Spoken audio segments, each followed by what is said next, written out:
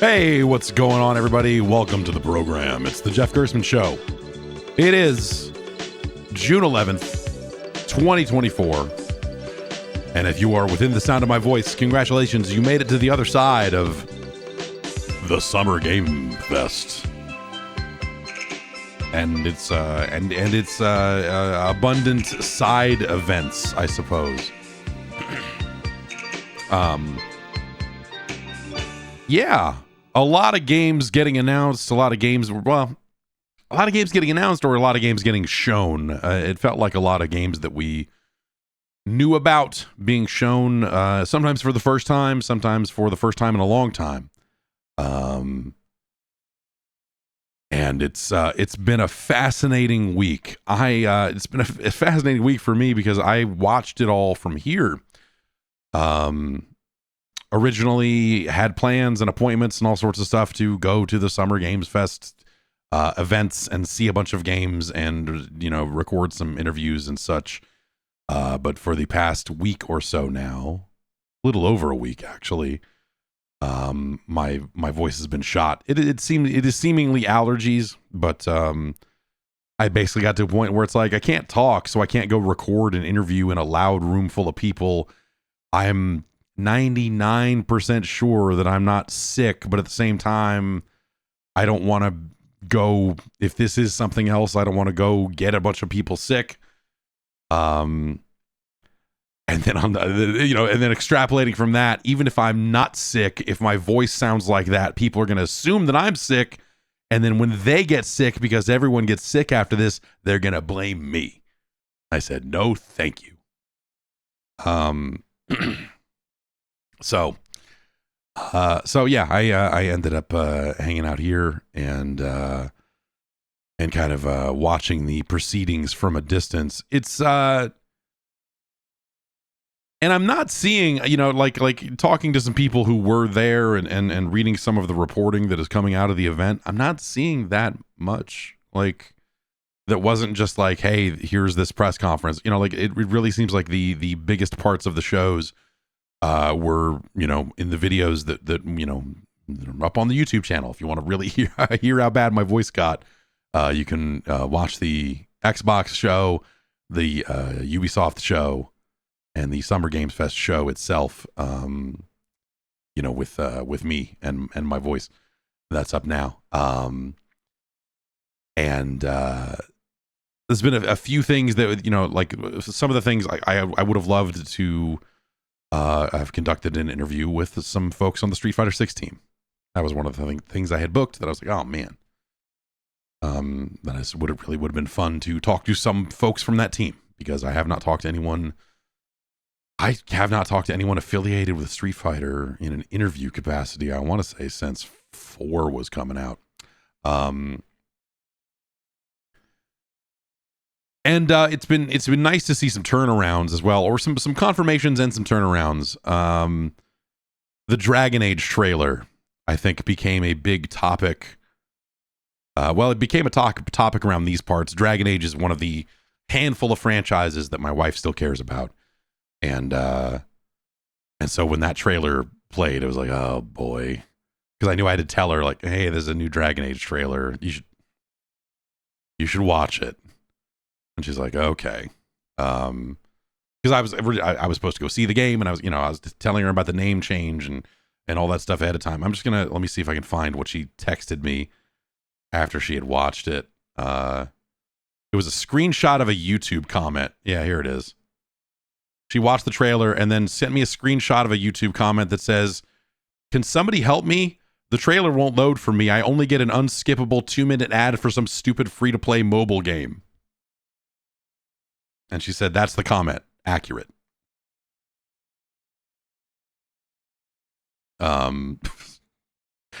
Just fucking brutal. But now, so the embargo on those impressions from the show went up, I think, this morning, from folks who have been playing the game. And I know they posted a little more gameplay.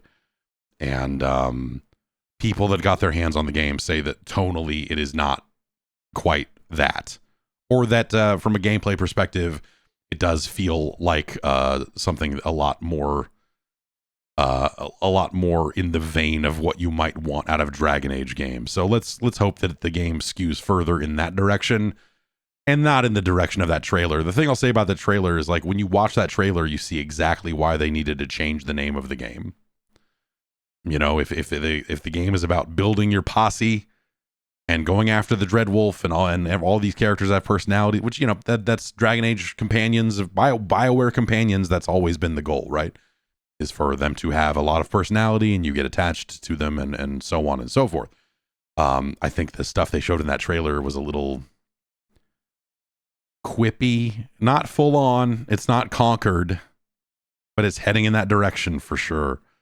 And that was a bit much, a bit much. But, you know, yeah, Dragon Age tonally has had a sense of humor before. It's not something that's, you know, completely new to the franchise. It has not been this, like, insanely grim, dark thing all the time. And then suddenly this trailer comes out. I think for me, it was the art style of the faces and just like the cartoony look of the characters matched with that dialogue.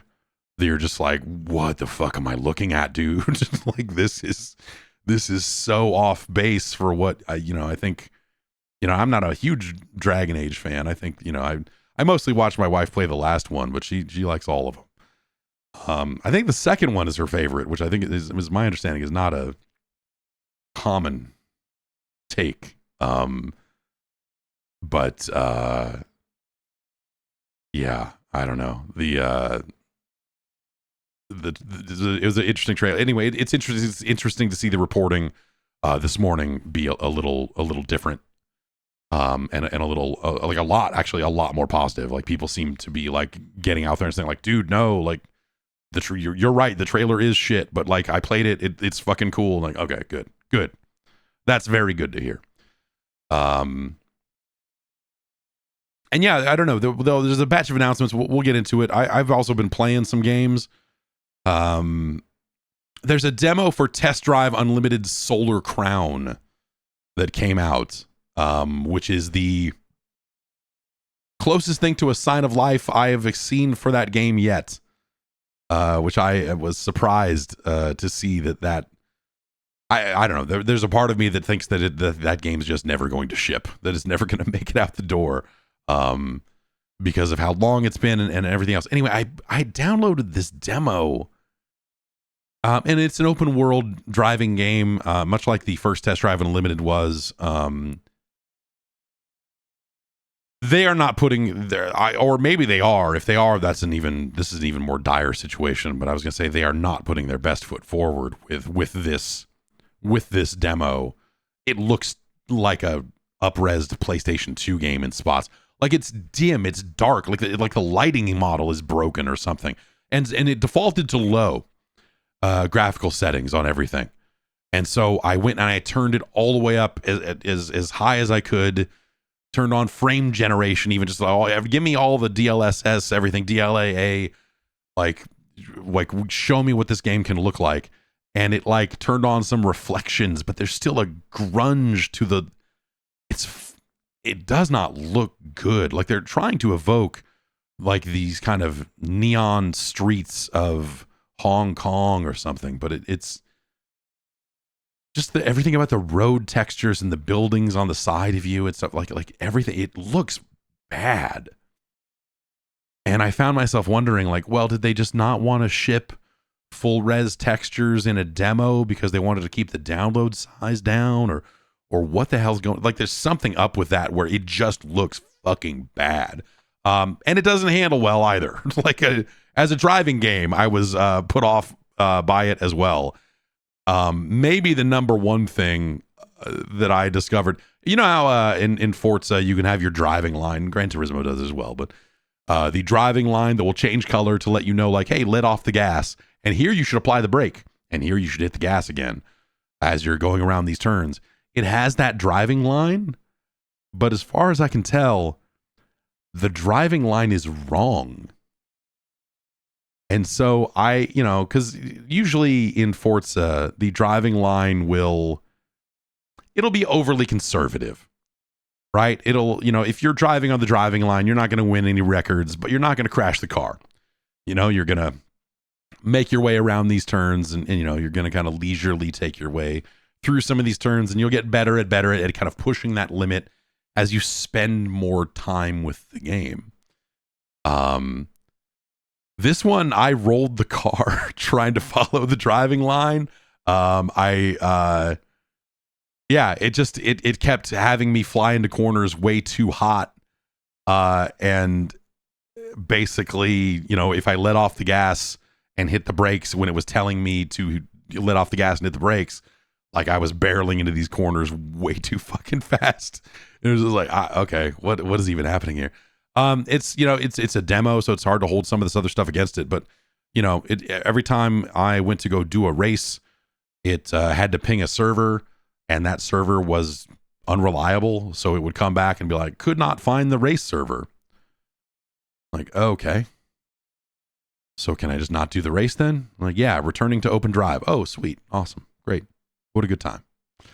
And then after I finished a race, it could not find the race server after the race. And I'm not sure that it gave me credit for finishing it. That's demo stuff. It's hard to hang it too much on that, but yeah, it's,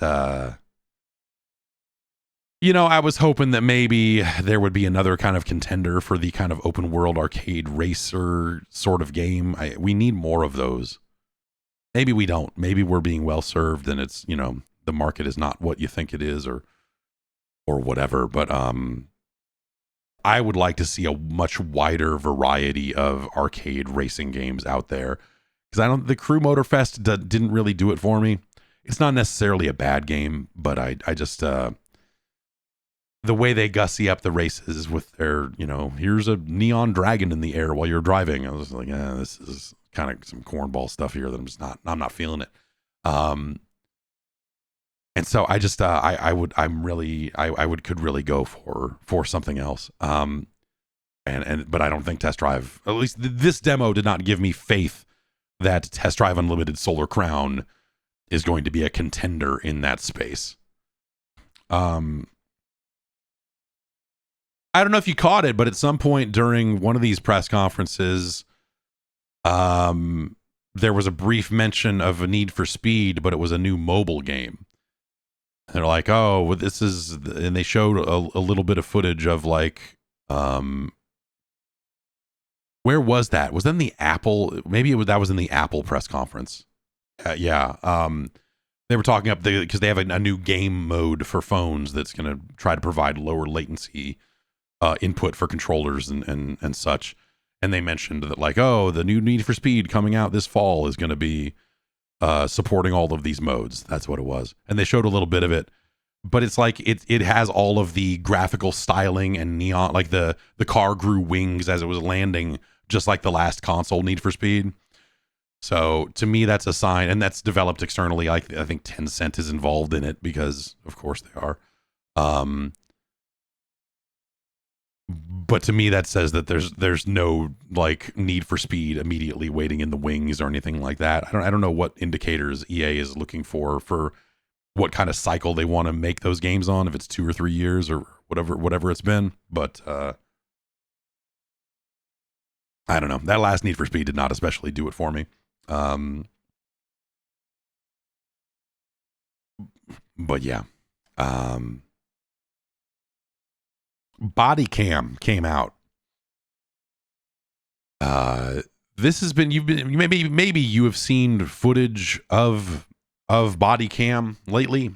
I have seen footage of Bodycam for the past couple of months popping up on social media here and there.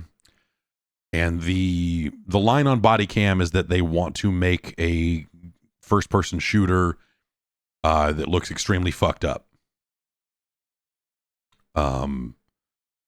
In a live leak style, like a leaked footage, Bodycam footage kind of thing. And so they're using Unreal Engine 5, and they're using a very kind of swimmy movie camera, or not movie, but a moving camera, as well as, you know, some effects and stuff to kind of grunge up the image in ways that help make it look really fucked up. that like if you just are scrolling through TikTok at a glance, it kind of almost looks real for a second, and then you go, oh wait, no, all right, okay. It's a neat effect. It's a neat effect for sure. And it's a first person shooter, and it's deathmatch and team deathmatch, and I think they have a couple of other modes. They're launched in early access right now on Steam. It's interesting, you know, when you think about ways that developers try to make first person shooters seem more like real. It is that removal of information, that lack of tactical awareness. Like they want to make a gunfight feel like a very panic-inducing situation, which makes a lot of sense. And so basically they don't really have much of a HUD. When I was playing in deathmatch, I was spawning with a different gun every time. No indication as to what the gun was. But no time to sit there and fucking stare at it either, because you hear footsteps everywhere and you're like, oh my God. And so they do a really good job, I think, with that. But also it's a very bare bones first person shooter. And so that's kind of the only thing, like they're hanging their hat on that. And it's a very small team. I want to say it's like 2 people, at the core of it. And the map I mainly played was like the inside of a house. It was very dark. And so it almost has like a horror game kind of vibe to it, because you just see shadows moving off in the distance and you're like, shit, all right, here we go. And you've got to run up there and try to fucking get your shots into the guy before that guy gets his shots into you. And it's cool. It is an interesting and different representation of gun violence than I think you get out of, you know, the action movie, you know, Call of Duty aesthetic, right? Or the time to kill of something like an X-Defiant or something. You know, this is meant to be deliberately more grim. They do the thing, you know, and I don't know that they're necessarily nailing this, but again, it's in early access. They do the thing where the gun sounds are ultra loud, you know, that feeling of like your ears are almost blown out at all times because guns are fucking loud. When you go shoot guns at a range, when you take a gun out to go practice and shoot, you wear ear protection. You wear, you know, big over ear, or, you know, some people will just wear the in-ear kind of foam earplugs, but that always struck me as like not enough every time I went to go shoot guns. And you know, maybe some of those folks wear them in the field too, but you don't, you know, so like the thing you don't realize, I think, from playing video games is that guns are extremely loud, and the mere firing of a gun is extremely fucked. And so, especially indoors. And so they play that up. That is the thing they are attempting to play up as much as they possibly can, where like the guns are extremely loud. You're in a house, and so it's just, everything is just fucking chaos all the time. And it's neat. It's still, I think, very playable. Like, you know, it is still, I think you can probably use a controller to play it. I was using a mouse and keyboard, but it's very standard first person shooter controls. It's not like some big tactical game or anything like that. It's really just like, hey, here's a, you know, like they gave it this kind of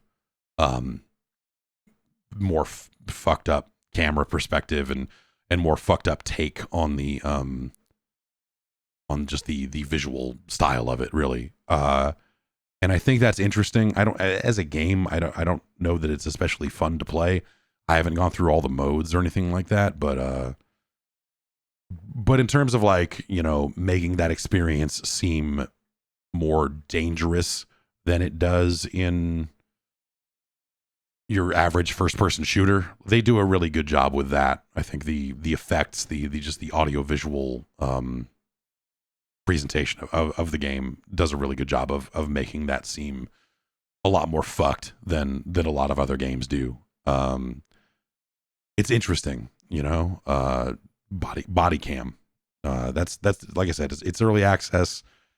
There, you know, there's like gear you can buy or something like it. I don't know what their plans are for, if that's going to be a monetization point for it or what, but there's, you know, there's character customization, some other things in there as well. But in terms of just like, you know, hey, using Unreal Engine 5, using like relatively cutting edge technology to kind of make this thing work, it's very interesting from that perspective as well. And it's you know, give it a look. Go look at some footage of it at least, because you look at it and you're like, oh Jesus, like it's kind of like what the fuck, and that's interesting. I have also been chipping away at Destiny 2, the final shape. I'm not through the campaign yet. I know that, you know, the raid was unlocked and someone eventually beat the raid, which opened up a final mission. And it sounds like that, you know, for people that are playing that final mission, that they do a really good job of sticking the landing on like 10 years of build up and 10 years of story. And I think that sounds really compelling to me. That makes me want to make my way through it. Playing it alone, I keep fucking up. The thing with Destiny is you get to these points, and if you have not played it, you can respawn pretty much whenever. It doesn't matter. Except when you get near the ends of missions or get to these kind of key choke points in missions, they will then say, hey, respawning is restricted in this area. And so you're checkpointed just before it. And these tend to be the larger combat sequences in the game or boss fights or what have you. I'm really good at getting 98% of the way through these sequences and then doing some dumb shit and dying at the end of it and having to replay the whole thing, which has led to me going like, nope, done for the night. Fuck this. And walking away from it in disgust more than a couple of times. But I don't know. It's, you know, hey, I don't have much more to say about Destiny other than it still feels like Destiny, and I think it's a lot of fun.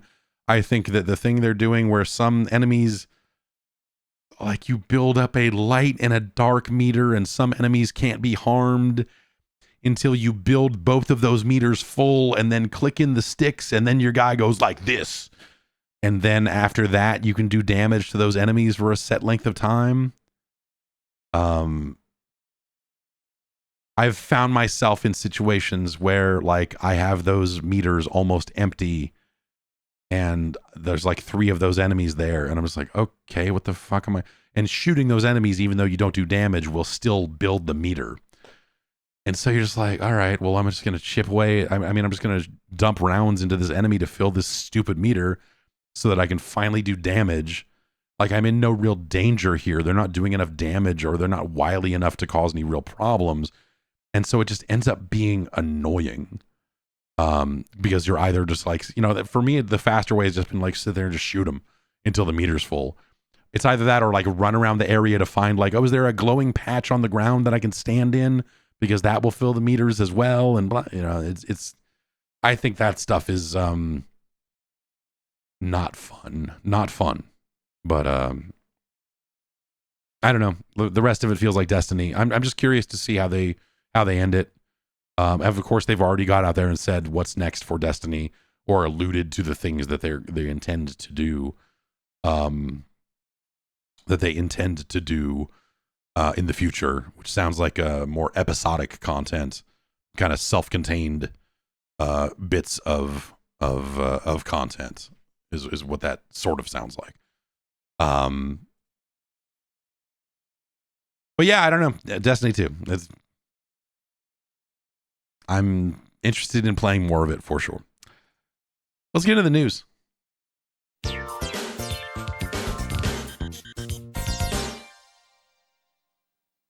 Thanks to Polygon for being reliable when it comes to writing one big news story that says every big announcement and trailer from Summer Game Fest 2024. You're doing me a solid out there, Mike McWhorter. You're making it work. You're making it happen.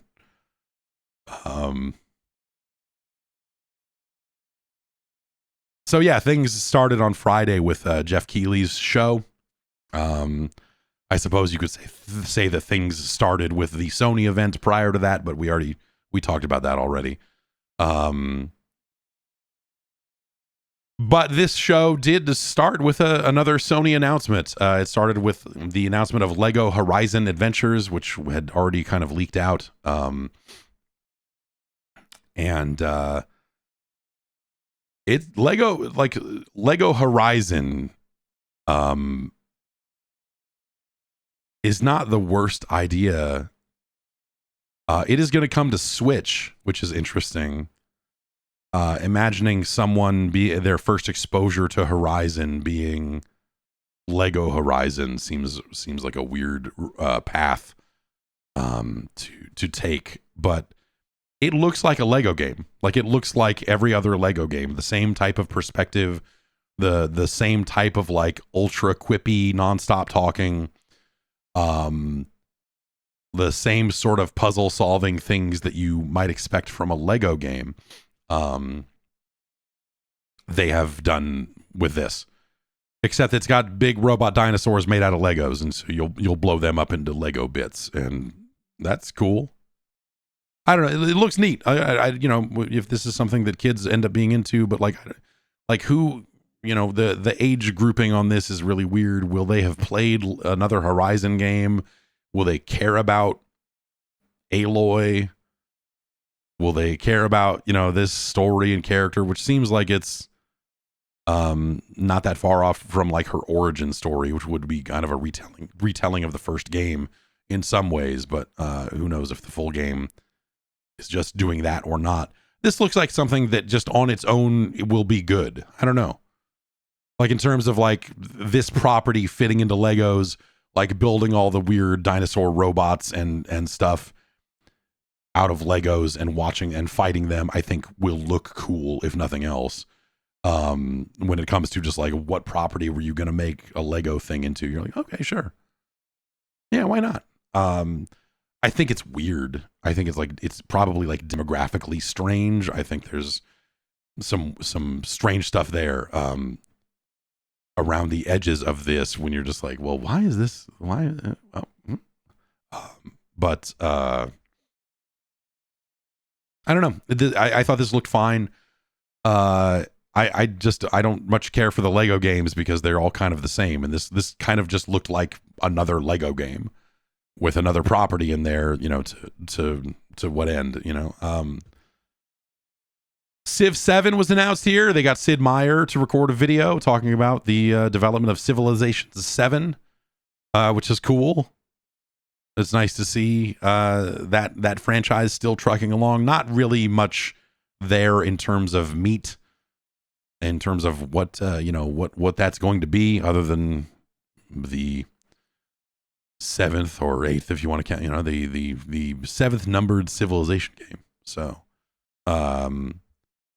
that's kind of a running theme for a lot of these trailers at this event. A lot of things were very short trailers that then ended with, we've got our deep dive trailer, come back for our gameplay look in July, or hey, August 20th we're gonna have a thing and show you this. Like, it was a lot of short trailers to set up events down the line, which sure, I guess.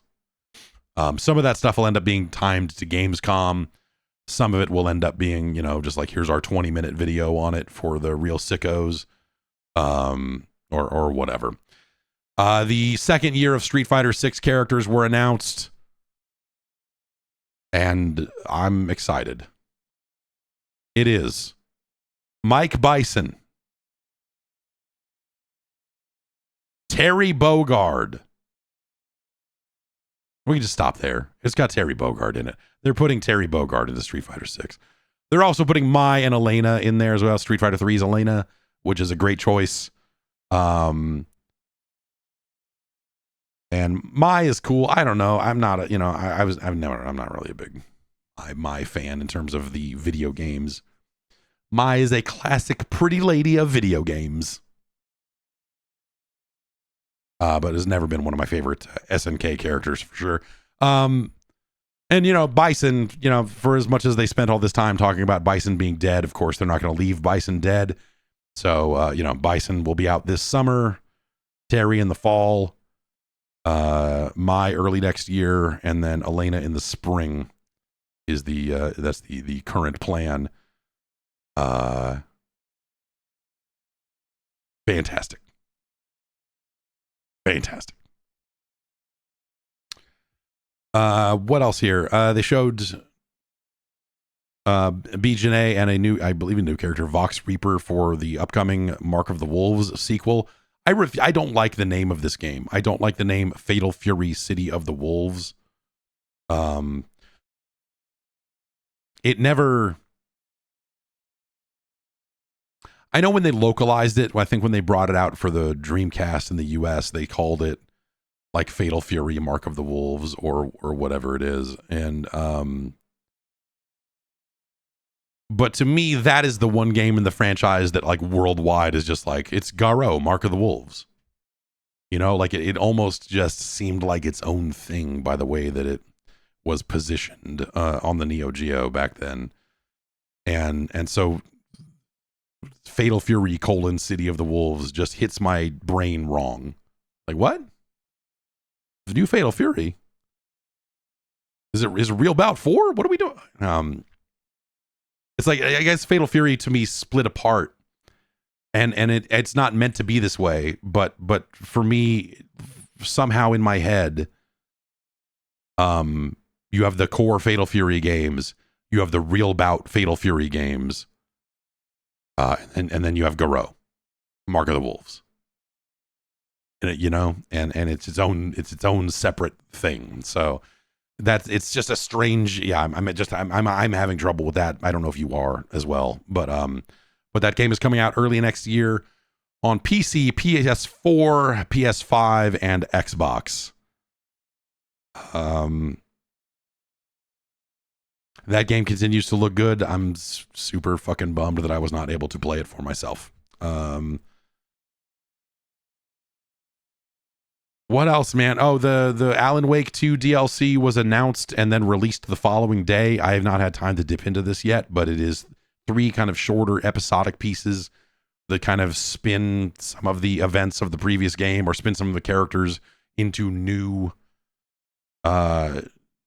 in new ways that just looks super fun. Some of the folks who've tried it sound like it's, you know, sound very excited about having played it as well. But yeah, I'm really looking forward to getting into that. They showed Phantom Blade Zero, which people seem excited about. Every time I watch gameplay footage of Phantom Blade Zero, it just all washes over me. I'm just like, okay, yeah, all right, man. Digital Eclipse is working on a Mighty Morphin Power Rangers game. It's a belt action game, a brawler, if you will.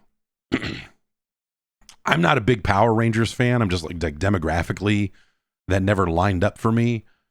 It looks fucking great. It looks outstanding. It looks like it has some good variety to the gameplay, some behind the back vehicle stuff, just like, you know, and just a bunch of variety in there as well, which goes a long way. Yeah, Mighty Morphin Power Rangers Rita's Rewind. And yeah, that looks really great. I'm pretty excited to see that in action. Sonic and Shadow Generations got a date. It's October 25th. They announced that Valorant was coming to consoles, that's always one of those things that I'm like, oh, didn't they hadn't already announced that?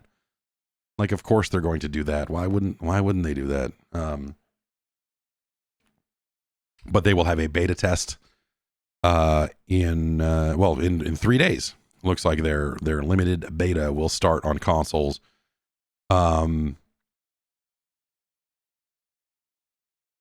There's a story. Video Games Chronicle has a story here. It looks like from an interview.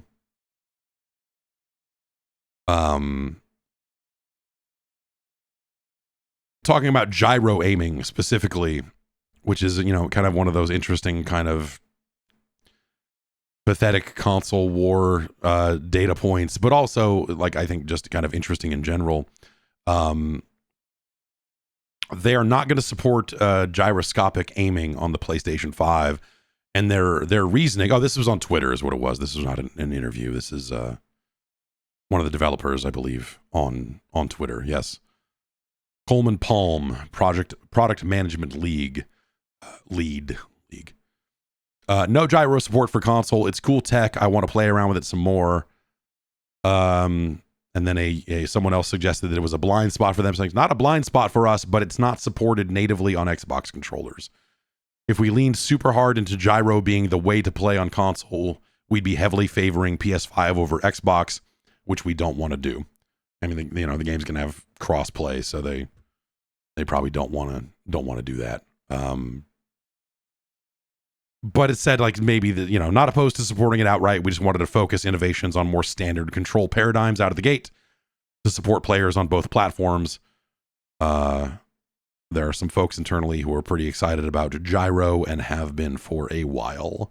So maybe that's something they roll out down the line. This was something that, like if there was going to be some kind of meaningful hardware announcement out of Xbox, that maybe this would be the thing is a controller update, but we did not get anything along those lines at all. And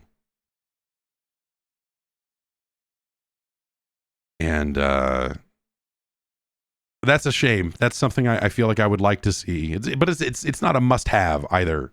It's like it would be cool if they did that and kind of had met the PlayStation 5 controller with some form of parity there. But alas, nothing. That said, I think everyone said that one of the things that one of the big problems with Xbox was the software issue. What do they have? When's it coming? Is it going to be any good? Their ability to ship games on a regular basis and to have exciting games coming out at every turn has been a problem for them. I don't think they've solved that. But I do think they had an extremely strong showing.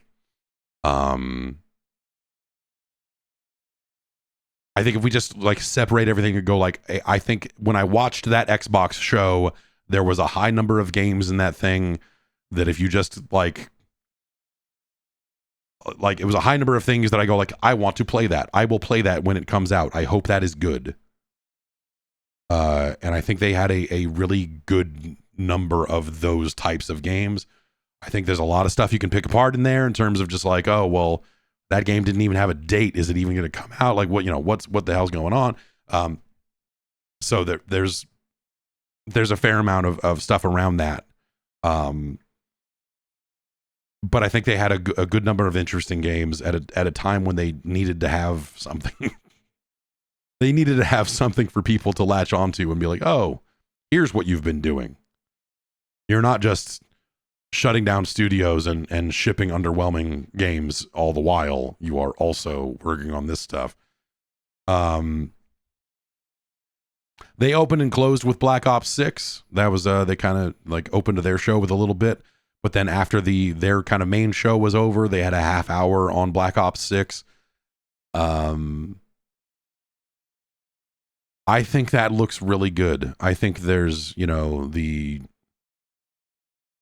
I like it when Black Ops does a bunch of weird, dumb shit that plays around with reality. This one is a little close to home because it's the 90s and I was alive in the 90s. And so I think there's a bit of like, I don't know if, I don't know how I feel about someone coming in and trying to rewrite history about fucking George Bush and Bill Clinton and all this other garbage that happened back then. But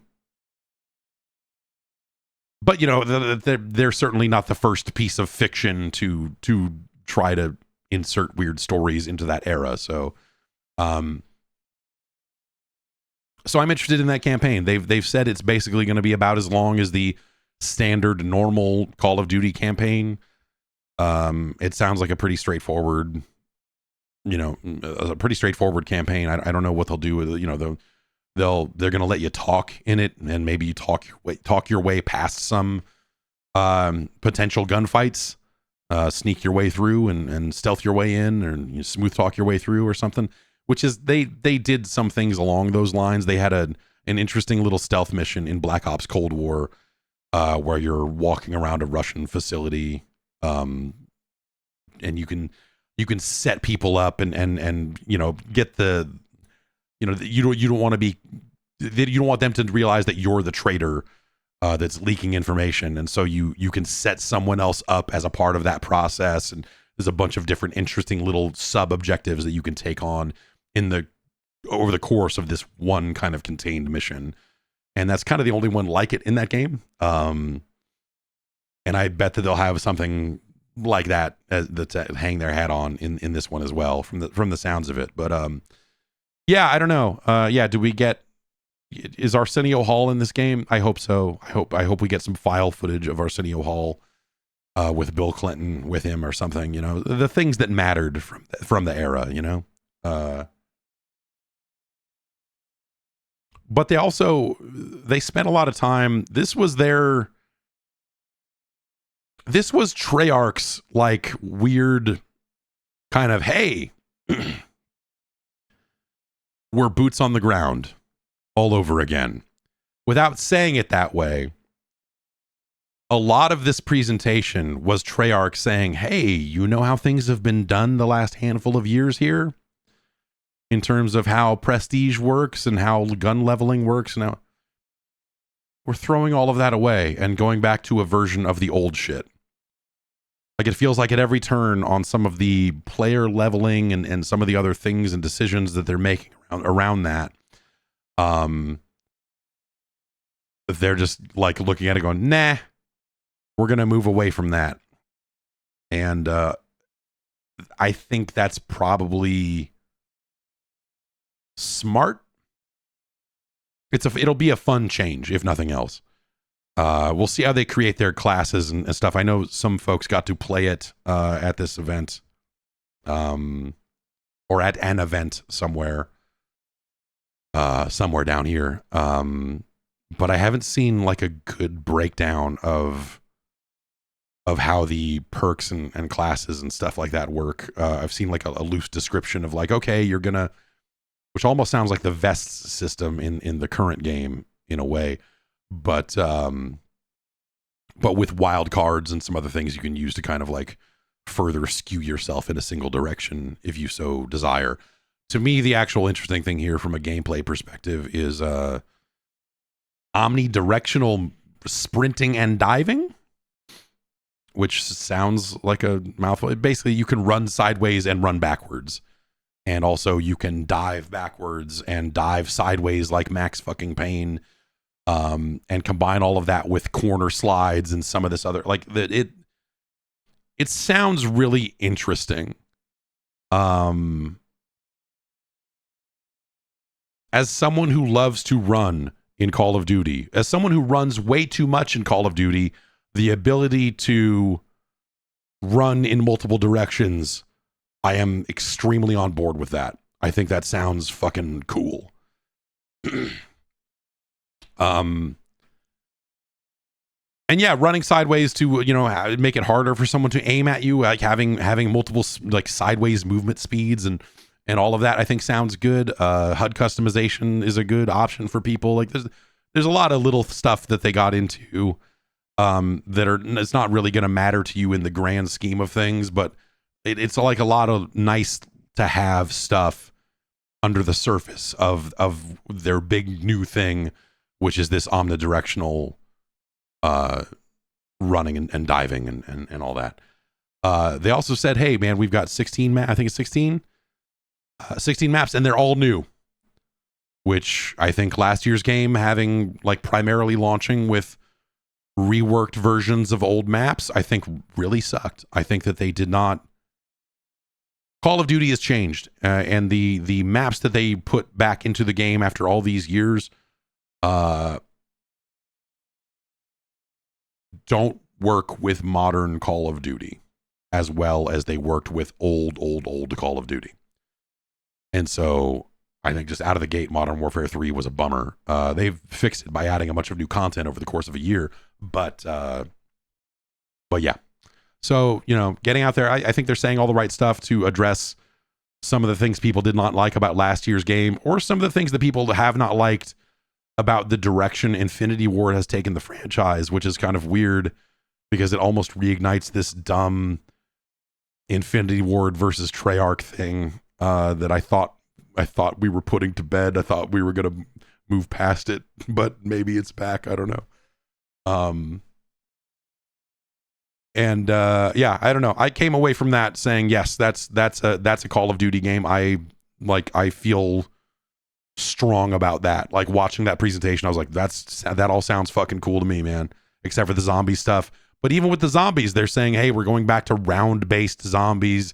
It's not going to be the big open world thing they did last year and whatever else. So, like, and that's what I think fans of the zombies mode wanted to hear. So, so good for them. I feel like I am incapable of caring about the zombies mode ever. But cool. They should do that. They announced a new Doom that is a prequel to the other new Dooms. But I guess it's not a prequel to... I guess that's a reboot of the old Dooms, so it's not... Doom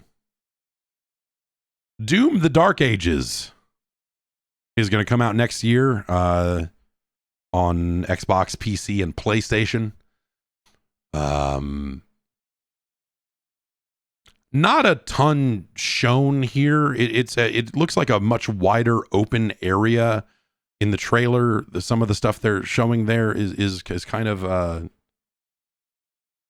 little more open-ended. Melee is going to play a bigger role here in terms of, it's the Dark Ages, so you're going to have a shield. What they show is a shield with chainsaw blade around it and him throwing it like Captain fucking America. And then also he will have a flail of some kind. I don't know how extensive the melee system will end up being, but it seems like that's more of a focus here. But they do still have shotguns and other guns, so it's not like they're making a melee combat game. I'm curious about it for sure. I thought it looked fucking pretty badass. And as I've said, Doom Eternal just kind of didn't really do it for me in any way. And so I wonder, like, it seems like that they are potentially going to, well, I guess I don't know. I looked around to see what the reporting was and read some article that was like, Doom the Dark Ages is going to revitalize the blah, blah, blah. And I'm reading it and it's like, it's clearly someone trying to recap the trailer, and then the whole second half of it is about how the author liked Doom Eternal. And like, in lieu of having information about the new game, just wrote something about how the old Dooms were good. And I'm like, okay, that's not at all what I'm looking for here. But thank you.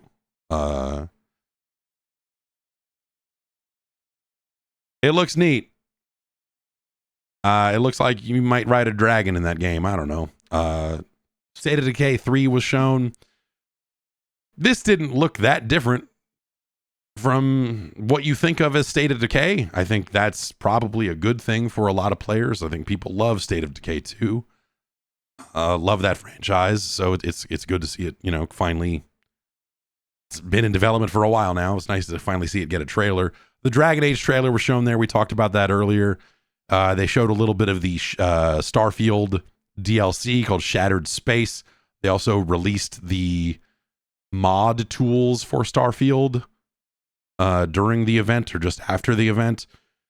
That means they added the paid mods that Fallout 4 had. You could now go and buy creation credits. And I'm morally opposed to that. I don't know.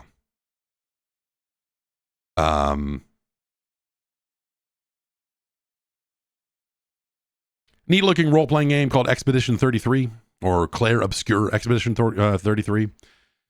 They showed South of Midnight again and showed some gameplay in that. That's that game that has kind of stop motion-y looking cutscenes, but then the action appears to be more 60 frames a second. And I found the transition between those two things to be extremely jarring, not in a good way. Not saying you need to make the game stop motion, because that would clearly not be the right answer. But it didn't look like good actual stop motion.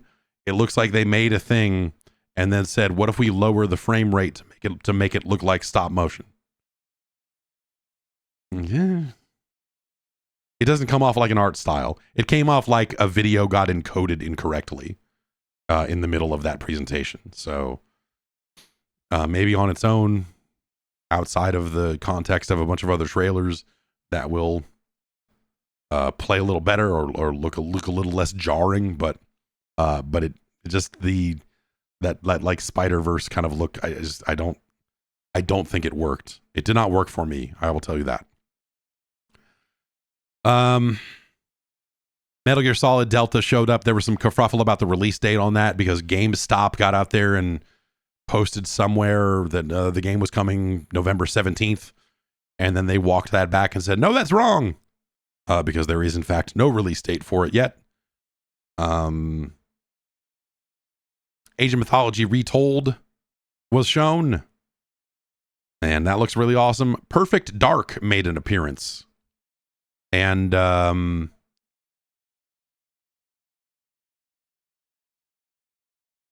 date on the Perfect Dark trailer. It was a good chunk. They are billing it as a gameplay reveal. I have my doubts. But or rather, like, that looked like a kind of vertical slice being played. Like, if that was something that was interactive, then that was something that, like, if you walk off in any direction, this whole thing breaks.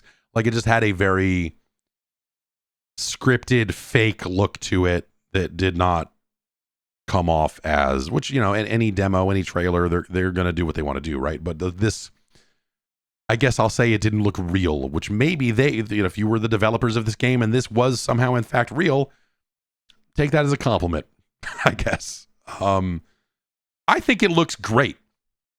Like, I don't know if the final game will achieve what they're looking to accomplish here.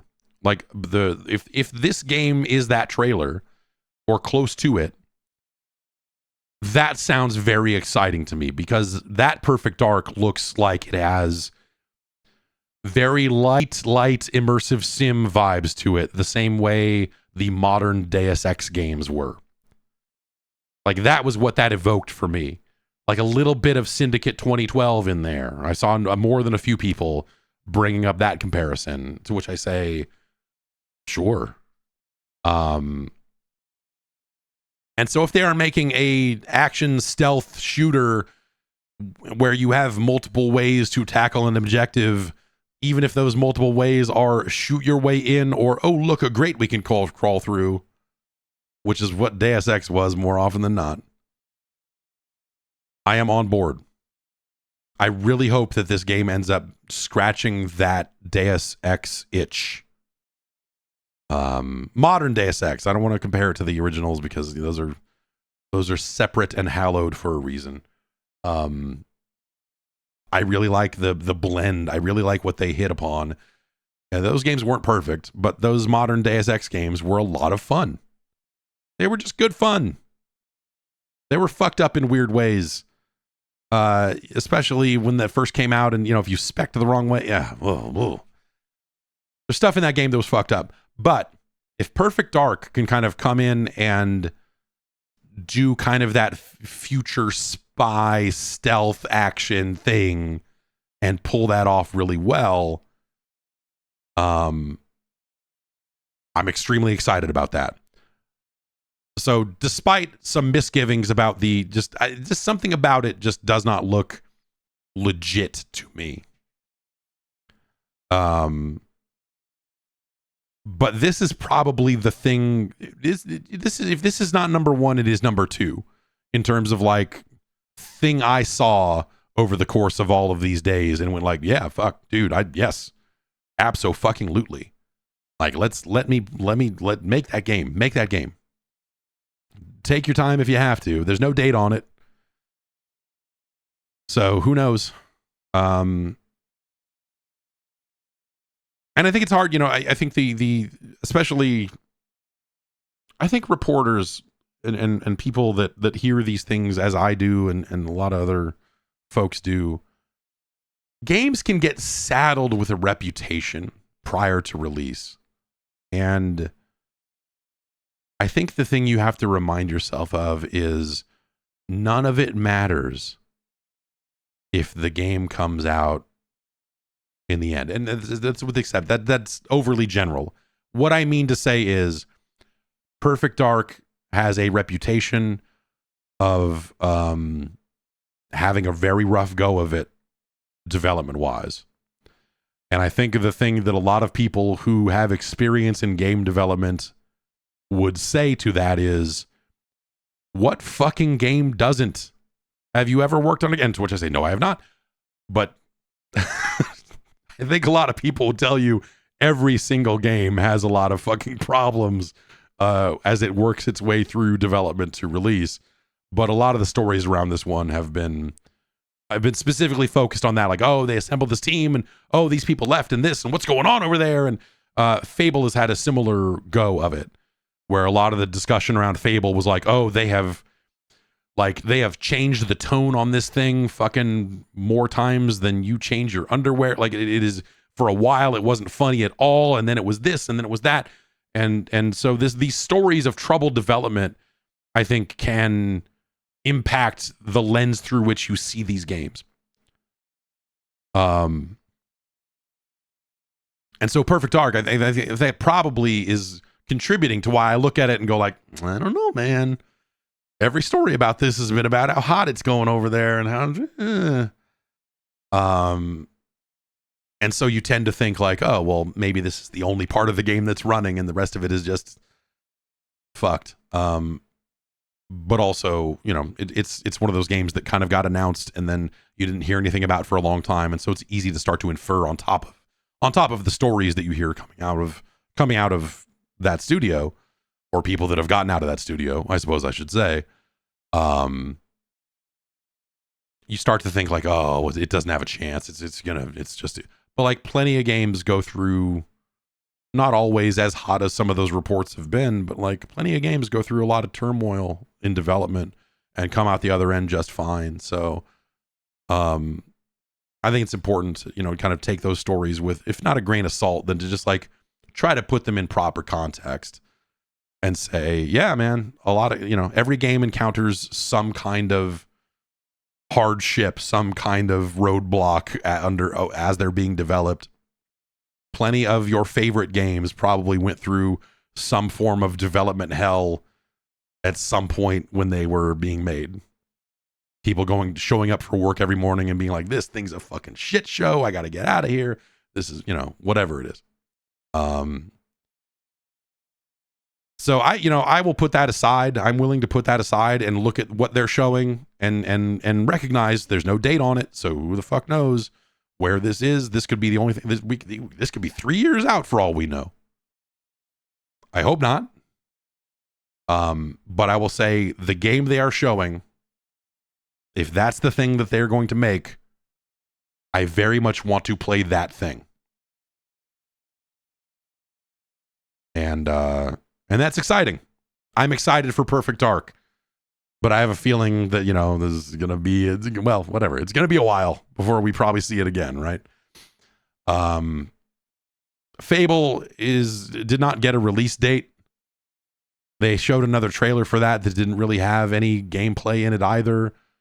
I had a very rocky relationship with Fable where I guess, I don't know. I was kind of indifferent about the first Fable. I liked Fable 2 because I think that Fable 2 met a lot of players halfway. They made it a lot, they consoleized the shit out of it, I guess. Not that Fable was not a console game, but Fable 2 felt like a modern console game in a lot of ways. Not the longest game in the world. It was fun. It was just a good ass time. A little light, but a good ass time. And then Fable 3 came out, and I liked Fable 3, but in a lot of ways, Fable 3 felt like, hey, we're just kind of making Fable 2 again, but like a little less inspired. And there you go. And that was Fable. So I do have good, Fable brings me good feeling. I do really like my time with Fable 2, and then 3 was weird, but it was fine. And so I would like there to be a new Fable game. Is this going to be any good? I still can't tell because of just how little they've shown. And again, it is also dogged by similar reports of like, yo, Fable is having some trouble. So I don't know. They just haven't really shown enough one way or the other. They showed Microsoft Flight Simulator 2024, which has a bunch of very task-focused mission type things in it, like aerial firefighting and crop dusting and other cool shit like that. That looks really neat. Looks great. The new Life is Strange was announced, and that'll be out in the end of October. They showed Indiana Jones and the Great Circle. And that's due out this year, but they did not give an actual date for it.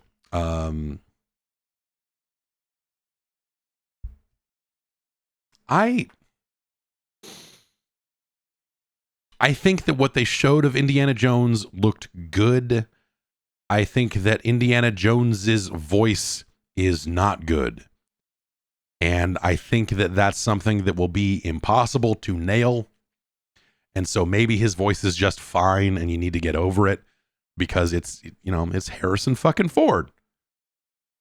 One of the world's most beloved actors. And it looks like him, but it doesn't sound like him. And yeah, I don't know. I don't think that the voice sounds great. That's kind of my only thing with it, is I just, that sticks out. And, it'll be fine. But it's the thing that sticks out about it, is you go like, it doesn't,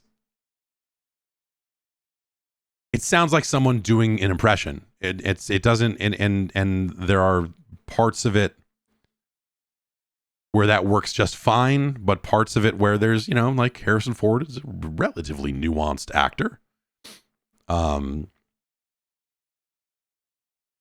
He has some amount of range, right? And I don't feel like the voice could nail I don't know. It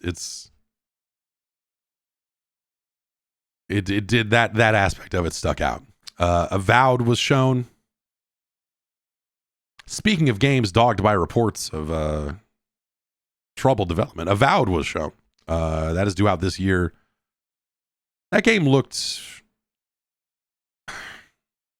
old, I guess I would say. Avowed didn't necessarily look bad per se, but it didn't, like, parts of it just visually and the animation wise, and just like there were just a lot of things about it that you just go like, I don't know, man.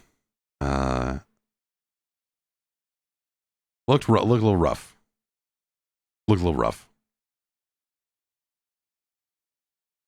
They showed Stalker 2. This is obviously, Stalker 2 has been through the ringer a little bit in terms of, a game developed in Ukraine. But I think Stalker 2 looks killer. I think it looks awesome. I don't. I never like that, like the original Stalker and the other kind of, you know, Metro and some of those other games like that just never really have done it for me. But Stalker 2, it looks awesome. It looks like something I want to mess with for sure. Go look at that trailer. It's a really, it's yeah. They're describing it. The pull quote that Polygon has here is the developer described the game as having a huge borderless open world and a non-linear story. Like that looks like an interesting world to run around in and shoot shit and flip switches and power reactors and kill radiation monsters or, you know, whatever it is you're going to do. It looks fucking cool. And then they announced the new Gears, which is once again called Gears of War, not just Gears. They brought the of War back to it. And it is, the full title is Gears of War E-Day. It is not a sequel. It is not going to finish the story that you were hoping for. Were you? Were you hoping for it? Maybe you weren't. It is instead going to tell the early stories of Emergence Day, kind of post-Pendulum Wars. This is going to be the forging or the post or the aftermath of the forging of the friendship between Marcus and Dom. Dom is not dead yet here in the storyline. Yeah, I don't know. They did not show gameplay. What they showed, they're saying it is in engine, but yeah, I don't know. The other Gears of War prequel, Gears of War Judgment, was terrible. Like from a storyline perspective and some of the stuff they did, it was not a good game.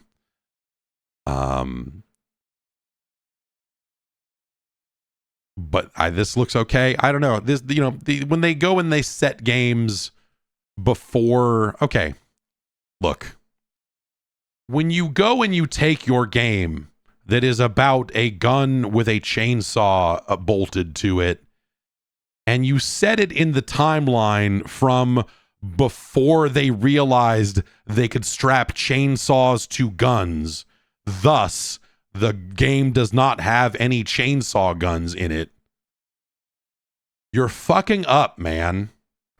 Unless a B plot in Gears of War E-Day is, oh, Dom, look at this. I fucking strapped the chainsaw to this gun. That looks kind of cool, isn't it? And then Dom goes, oh, I don't know if that's going to work. I like my bayonet. It's like, well, that's going to get you killed one day. Anyway. Then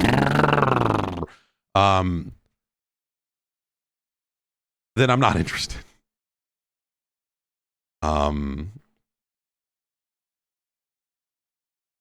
So yeah, I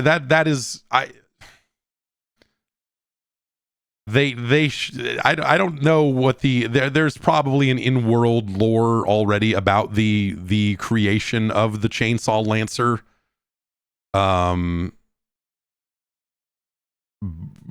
But they should have Marcus be canonically the guy that established it, that made it. Just I slapped these together in the field. Anya, write this down. Chainsaw plus gun equals.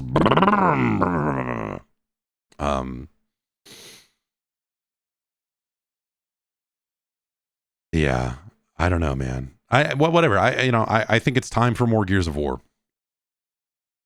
Whether you like it or not, god damn it, sit down and eat every last bite of this goddamn Gears of War. It's time for Gears of War. And we'll see what they do with it.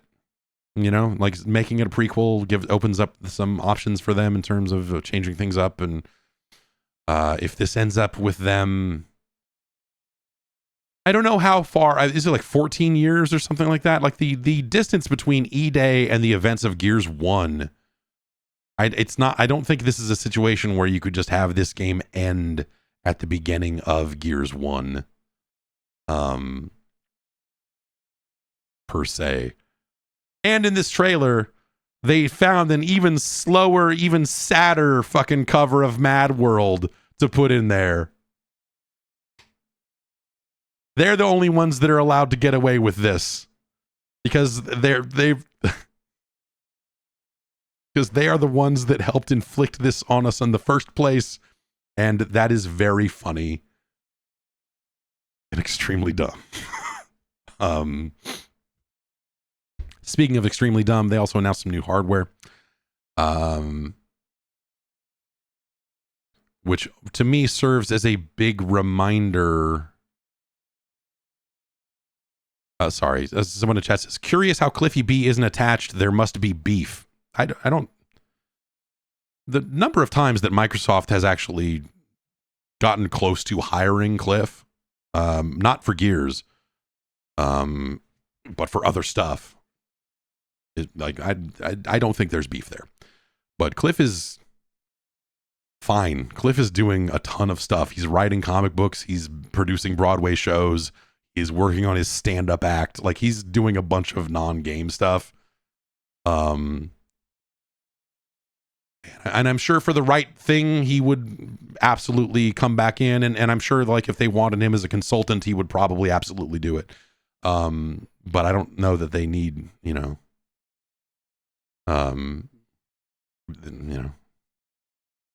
Gears is pretty well established. Stand-up, yes. Cliff Bleszinski is doing stand-up. And working on his act and stuff, yeah. He's doing a ton of stuff. And fucking good on him, man.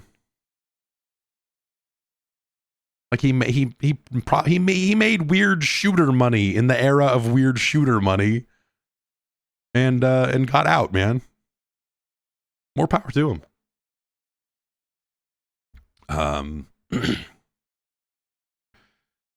So yes, they announced hardware. This served as a really good reminder of that there has not been any price cuts this generation, and how all of these consoles are still way too expensive. And these SKUs that they announced are weird. 3 new models.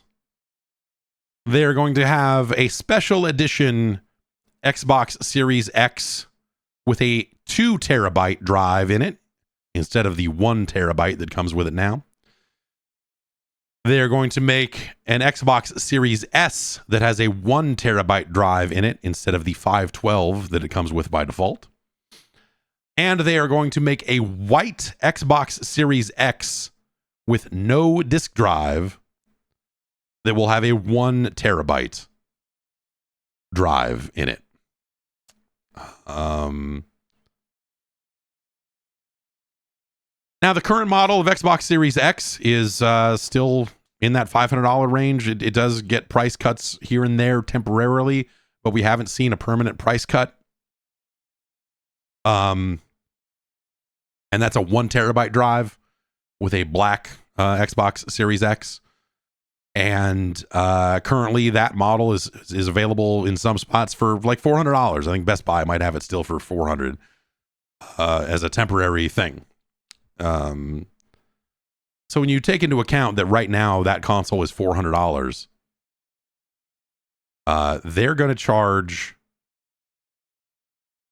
$600 for the black Xbox Series X with a 2 terabyte drive. $600. When we think about the sales price of that X, that's $200 additional for 1 terabyte of storage, which is even more than the external. I think the external 1 terabyte card is not even $200 anymore, is it?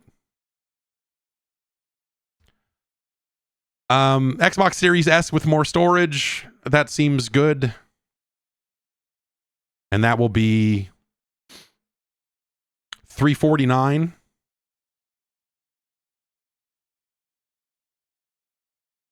Though there's already, I guess there's a black, I forgot that they put out a black Series S with a 1 terabyte drive in it, which Microsoft, according to videogameschronicle.com, Microsoft says that will be available while supplies last. This doesn't straight up say that they are taking the The base model Xbox Series X off shelves. In fact, they say that the 2 terabyte Xbox Series X is a special edition, and they're going to release all of these in the holiday season, I guess. So this is not them replacing the disc model with a discless model, as far as I can tell, because the special edition 2 terabyte is a limited item. So they will at some point be selling, if we assume that's a limited item and it will go away, then at some point they will be selling the base Xbox Series X, which is, like $450, some places it's $400, but still can hit that $500 price point here and there. Maybe that's bundles and stuff. Anyway, I think traditionally that thing's going for about $450 these days. But there were some places last week that were selling it for $4.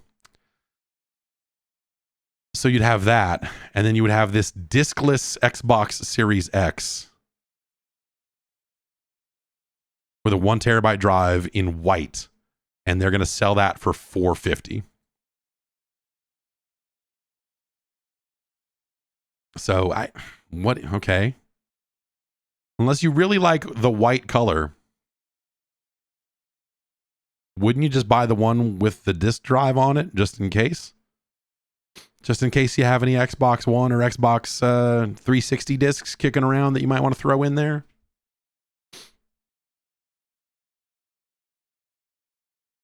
This feels like it's either half the story or it's really not well positioned in the market, I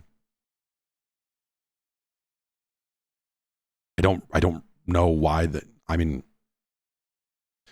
why they're doing it is because none of this shit ever became less expensive to build. Between supply shortages during the pandemic to inflation to, to these companies, Microsoft and Sony and Nintendo, who's been on this train for kind of a couple of generations now, they're not willing to lose money on consoles the way they used to. That said, they were losing money on the Series S back at launch. I don't know if they still are. But the Series S was always meant to be the hey, here's our lower price point item to kind of fill the gap and sell to the more mainstream consumer who is more price sensitive and so on and so forth. But we never saw those traditional price cuts, and the PlayStation 5 has been the same way.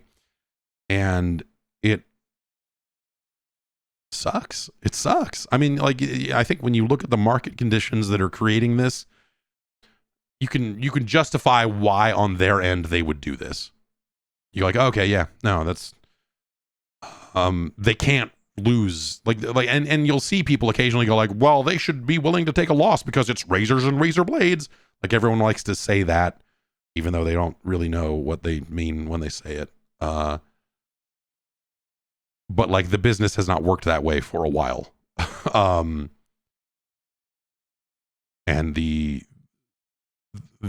if you want the cheaper version of the PS5, you get the version that doesn't come with a drive. If you want the cheaper Xbox, you get the Series S instead. And you kind of go from there. And that's the sort of stuff that they are using to help kind of keep all these price points propped up. It used to, the thinking used to be hey, we're going to release a new version of the console that'll have more storage, or hey, the Xbox 360 Elite is black and it's got an HDMI port on it or whatever. And you maybe see it come out at the launch price of the base console or a slight bump up or something, because it was used to help them maintain a price point while also blowing out inventory for lower prices at a on a temporary basis. And then you would see more cuts like that over time. But we're so far removed from the old days of hitting these mass market prices on these consoles and being oh, here's, hey, go get a PlayStation 5 for $149 or whatever. It's just not that anymore. And I think some of that helps contribute to, a lot of the feeling about how weird this generation is, because a lot of people could not afford a $500 console back when these things came out.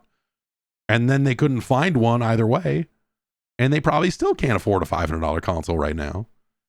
That's why you got half your active users using PS4s.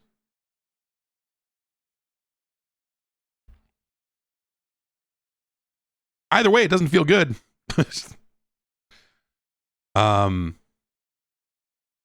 this Xbox hardware, I don't know. Like it's the pricing on it just seems weird, like a weird fit with the existing models, and also, you know, they're not saying that these things do anything different. They're not saying that these things do anything better. The leaked slide from Ancient History said that there was going to be some optimizations and, you know, better power management and a few minor changes, like faster Wi-Fi and a few things like that. But if they are doing any of that here, that they are not talking about that. They are not getting into any changes with this hardware whatsoever. So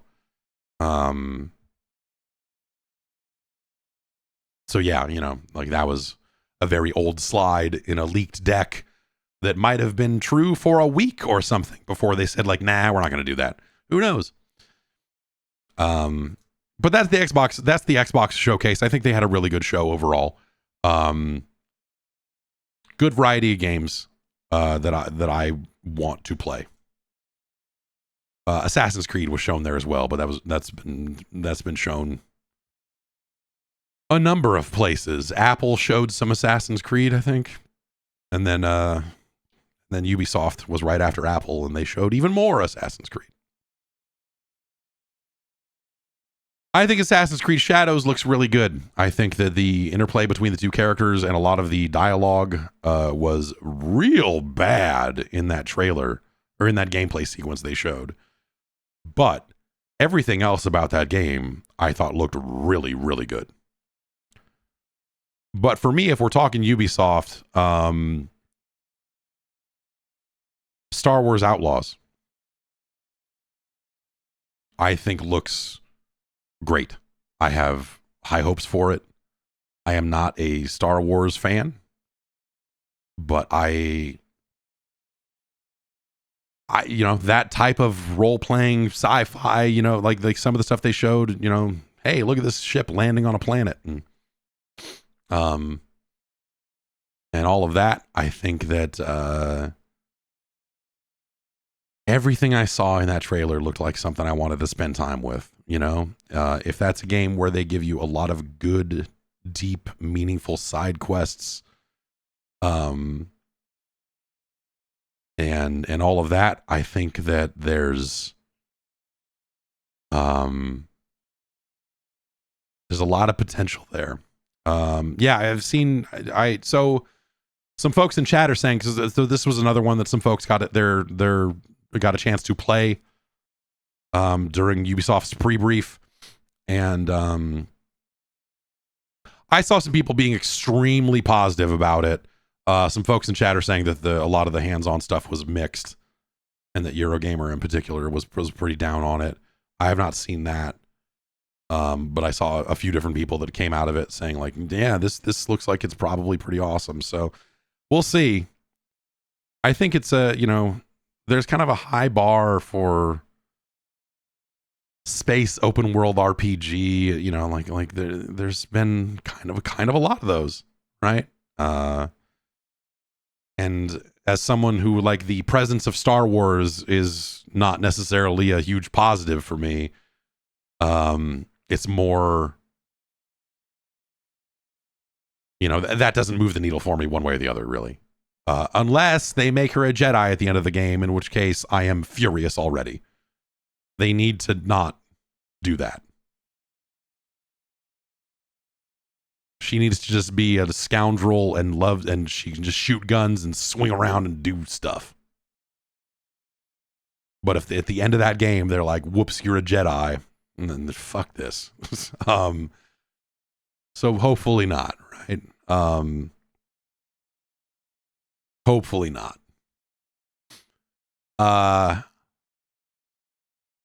It was neat to see, and you know, it was neat to see some things that, like, this still sort of looks like a Ubisoft game.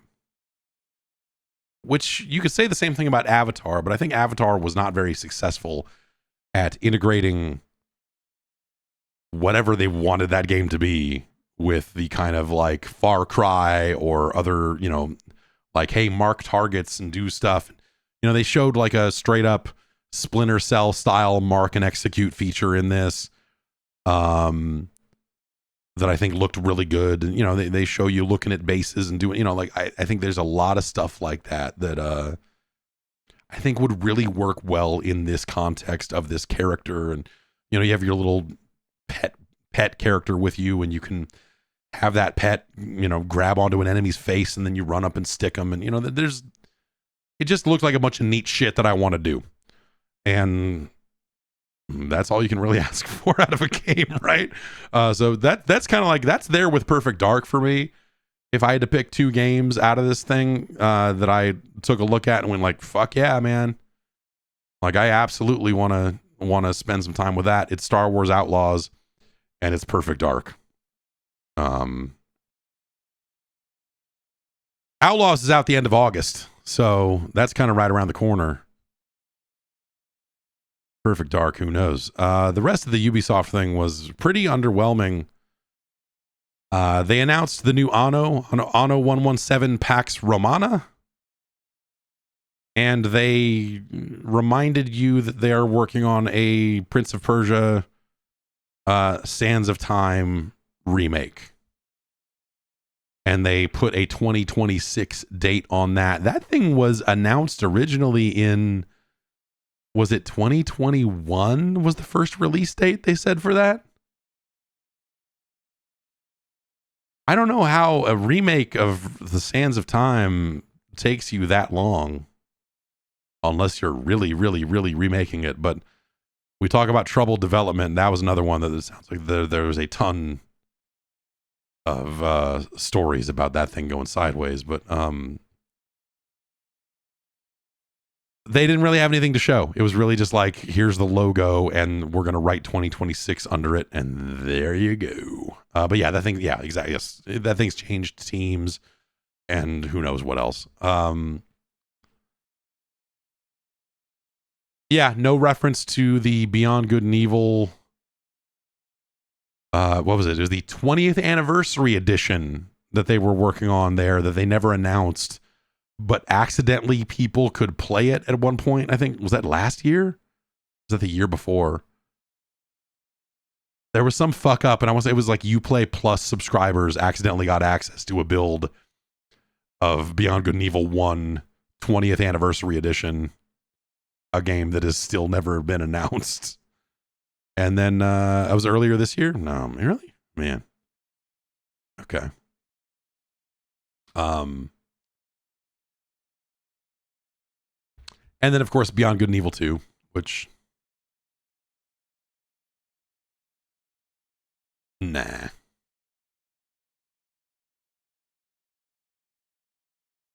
At this point, like, nah.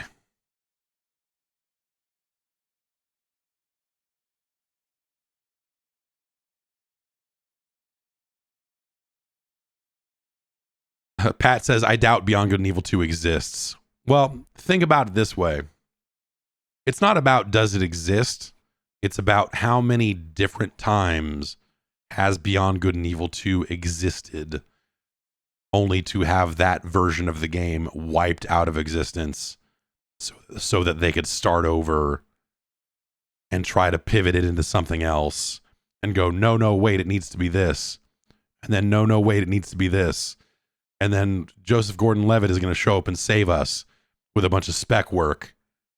And then someone probably woke up one morning and said, what if all of that spec work was also an NFT? That'd be good, right? That is my speculation. But I'm guessing that Beyond Good and Evil 2 fell into a blockchain shaped hole at some point after the Joseph Gordon-Levitt thing. Around the time when Ubisoft was out there talking up how they were like, the blockchain, we're going to really experiment with it. We've got some exciting ideas. I bet that's 100% what happened to it.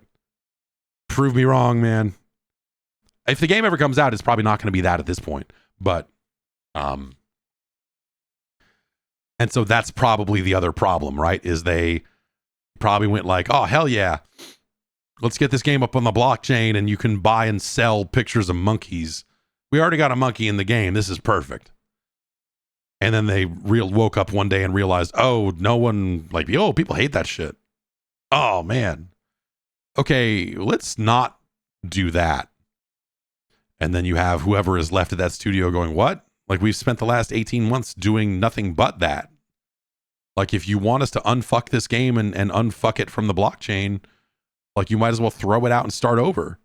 Give me a picture of a spaceship and a picture of a monkey and we'll make a game in 4 years. But like, what, you know, and Michel Ancel obviously is no longer part of that team, you know, like this. They showed it. I believe they let people touch it at one point.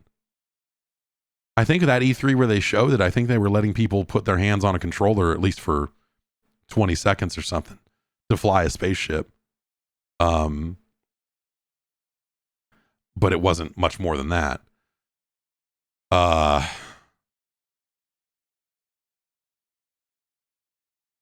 Also, I mean, look, I like Beyond Good and Evil.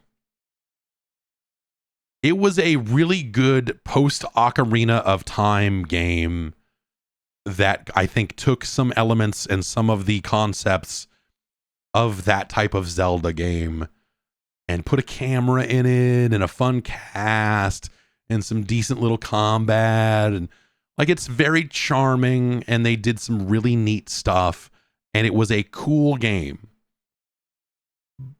But it's not like the end all be all. It's not like nothing about Beyond Good and Evil 1 belonged on a pedestal. It's good. It's really good. It's a great game. It was a great game when it came out. But for its legacy to be this weird, like, I mean, because they did do that remake on like 360 or something. That came out. They already remade it once.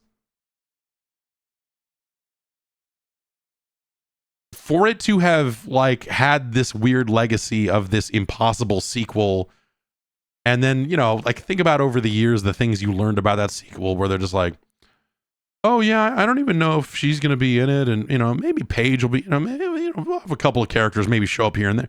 And so you're like, well, what the fuck are you even making if it's not a direct sequel to that game with those characters? Because that's the stuff people liked about that game. What are you doing? And that's back then.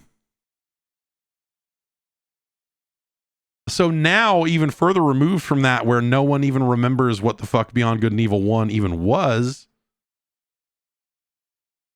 why are you making that game? And why would you call it Beyond Good and Evil 2? I mean, other than the name equity that's built up in that game being in development for, is it 18 years now?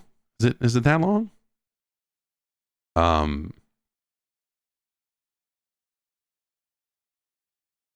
Yeah, it's, you know, when the cast of Beyond Good and Evil 2 ends up being a faction in X Defiant, you know, they'll make their money back. Don't worry, it'll be fine. It's at some point, I guess, like, that's the thing as a business, especially these days when projects are getting canceled left and right. And we don't know the current status of Beyond Good and Evil 2. I don't think that they confirmed. I think the last time they confirmed it was still in development was early last year.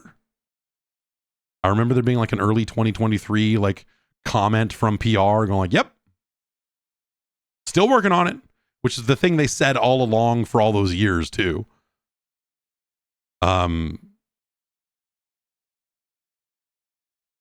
So like,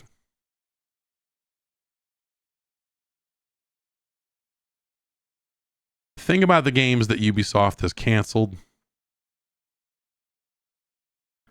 Think about the free-to-play games that Ubisoft has launched to zero fanfare and little audience. Think about the moves that Ubisoft has been making and how questionable some of them have seemed at the time. Think about some, yeah, again, you know, games getting canceled. And now think about a team somehow, somewhere, still being funded to work on Beyond Good and Evil 2 of all things.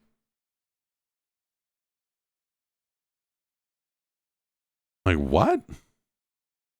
Why? It's that throwing good money after bad money thing, I think. But maybe I'm wrong. I don't know. I don't know the state of the game. Maybe it is this revolutionary thing, and if they can just fucking get there, it's going to solve all of Ubisoft's problems. Right? But at this point, if they never talked about that game ever again, I would not be shocked.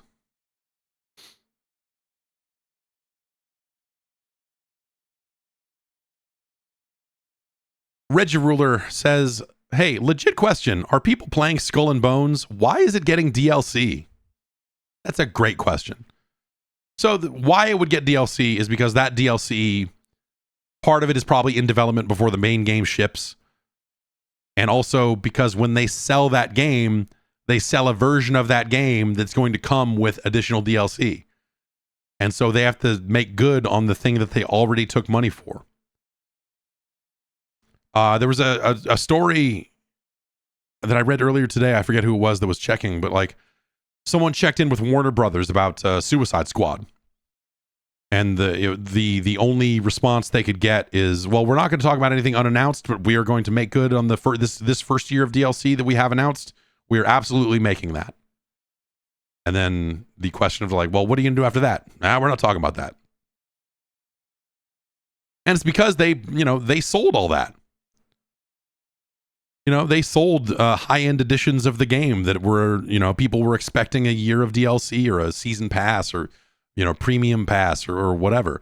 And so when they don't do that, they have to come up with some kind of make good and go like, hey, we've decided that we're not going to make Skull and Bones DLC, so we're going to either refund you. There was who was it that just did this?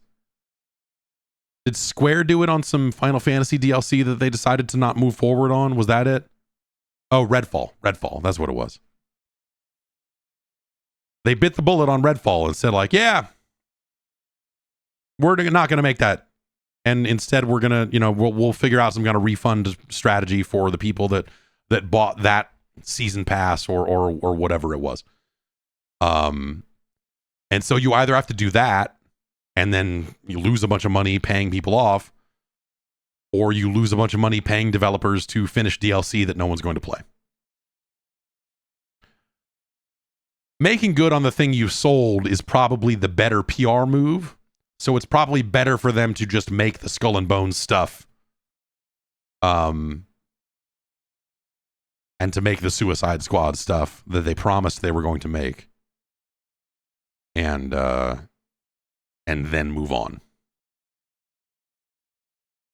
Because I can't imagine that, hey, the crew, like Ubisoft has been really good about supporting its games. I mean, I'll say that too. Like, it's easy to forget games like Riders Republic and For Honor, which is in its like 8th year of DLC seasons and add-ons and everything. But those games probably still have player bases that warrant that. And maybe Skull and Bones does too. I mean, we ultimately, at the end of the day, we don't really know, because there isn't even a metric. We have no numbers on Skull and Bones because it's not on Steam, and the Steam numbers are not good either when it comes to keeping tabs on like the 24-hour, like how many people are playing this game right now. Like those numbers are not as accurate as you think they are. They were not built to be used in the way that they're being used. So use them as rough guidelines, if nothing else. But also Skull and Bones, I don't believe is on Steam at all. So we don't have any indication of is it doing well, yes or no. But it can't be doing well, right? I mean, there's no way it's doing like, oh, we're super happy with Skull and Bones. I think they actually did come out and say, yeah, Skull and Bones not tearing up the charts for us. Because sales we can eventually kind of back into, but again, all their PC sales are on their own platform, and what do they report to who, and how accurate is it, and whatever else. Who knows?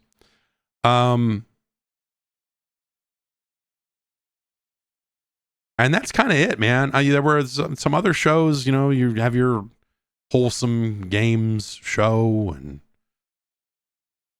and whatever else. that got me thinking that we need an unwholesome. There should be a game showcase for porn games. There are enough of them now all the time.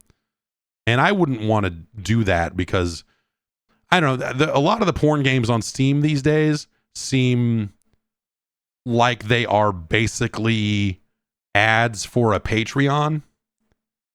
Like, hey, you can buy this version on Steam, but the latest version with the hottest stuff is on Patreon. And so there's a lot of, that whole space seems really fucked. Or seems shisty, I guess I would say. It seems not on the level business wise, which is why I say I would not want to do this. But someone should do a showcase of porn games. That's all. That's the whole idea.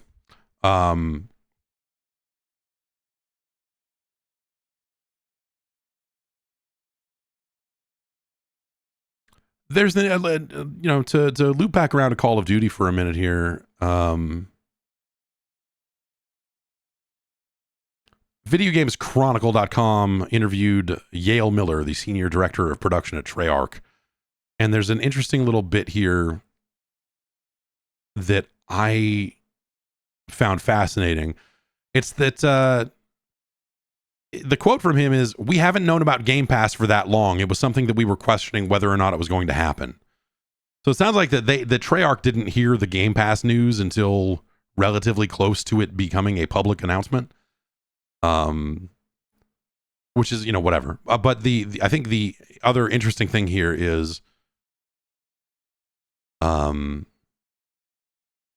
because it's going to be on Game Pass, it is an opportunity for this team, these developers, to expose the game to a lot of new people that maybe haven't played it before or played it in a very long time. So there's quotes here that are just like, from the beginning with Black Ops 6, we definitely thought about how it's going to be a long time since players played a Black Ops game, which is not that. I mean, it's been 3 years. It's not. Black Ops Cold War is not that old. 4 years. So whether it's zombies, this big epic experience with huge quest lines and a great story, there's a lot of players who just won't know, will have never played a round-based zombie experience. So how can we teach people that with multiplayer? How can we teach people that with multiplayer and foundational stuff on movement? There's a lot to show players. So we've been thinking from the beginning about how we bring players in. Since we found out about Game Pass, we're looking at those things. There's hopefully going to be more players than ever, at least trying it. We think we made a cool game that's fun to play, that actually has a big variety of experiences for lots of different players. So how can we make it clear to players how to get in, how to experience it, how to find the fun for them, and make it clear that, hey, this mode is about this and this mode is about this.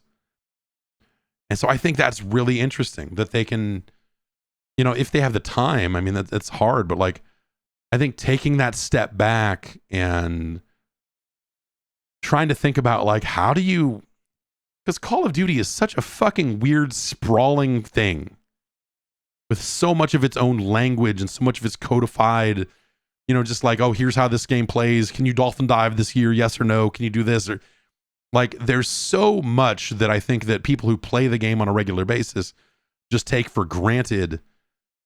How do you expose this game to people who don't know a damn thing about it without them just running in and going like, oh, I got shot a bunch and it was no fun, and I spawned and got shot in the back and meh. Like, how do you get those people to stick around? You can do that with playlists. Like there's definitely like playlists for low-level players, welcome playlists. They've done stuff like that in the past. I think XDefiant is even doing something like that now, where it's like, oh, if you're not level 15 yet, you can play boot camp or, whatever it is.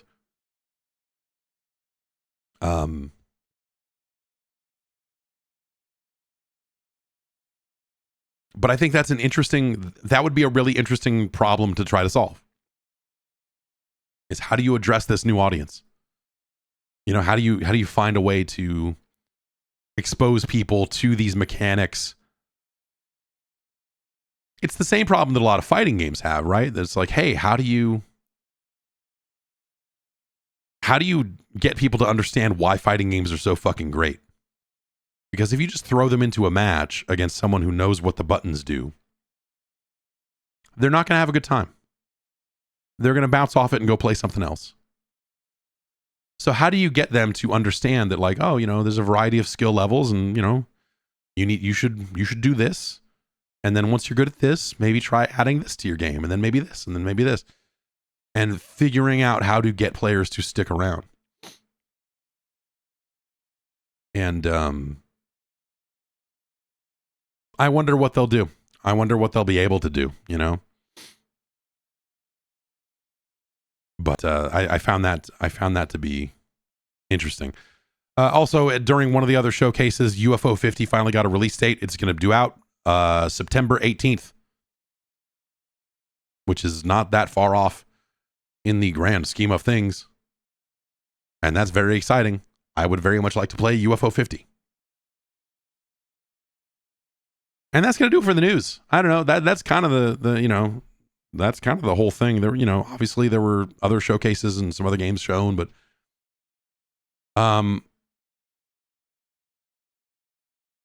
this year feels weird, and it felt weird for me before this all happened to me and I couldn't go to the show. Structurally, just in terms of just like games and announcements and whatever else. So I put it to the advisory panel over at patreon.com/Jeff Gerstmann, where you can sign up and join the Discord and take some polls and do some other stuff, get some motor shows, all that other good shit. I asked them, now that we're kind of past the announcement window and everything else, how do you feel about this year's Summer Game Fest compared to, say, the typical E3 week?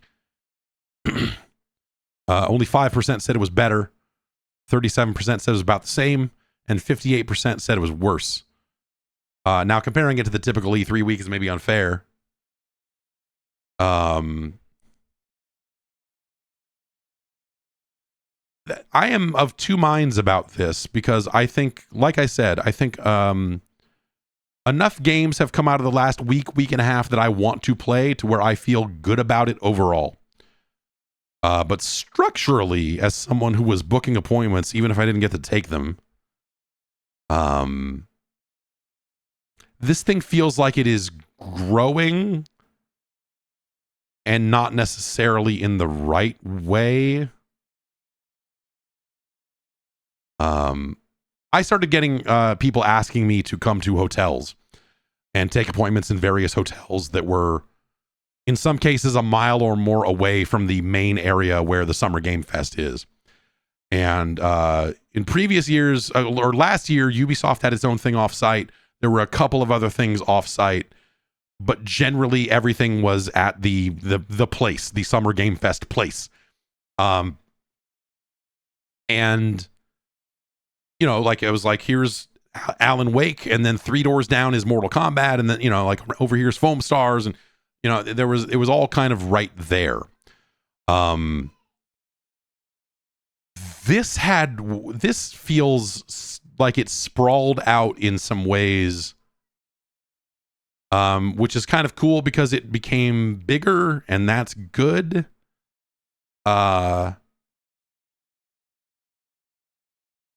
And I think it's, you know, the more publishers that get involved, I think, you know, the better this thing serves as a replacement for that type of E3 coverage. But I don't know if there's a way to convey this, like, without you having been to this stuff before. I'm trying to, having it all spread out started reminding me of the Santa Monica E3 years, where they didn't have the convention center and everyone was just in hotels, and all the hotels were spread out all over the place, and it was a nightmare to get from one thing to another. And so as I was booking appointments, I had to start taking travel times into consideration and going, well, if there's traffic, I'm going to miss this appointment, but I'll probably get back in time for this. And as I started booking that stuff, it was really starting to be like, man, this is weird.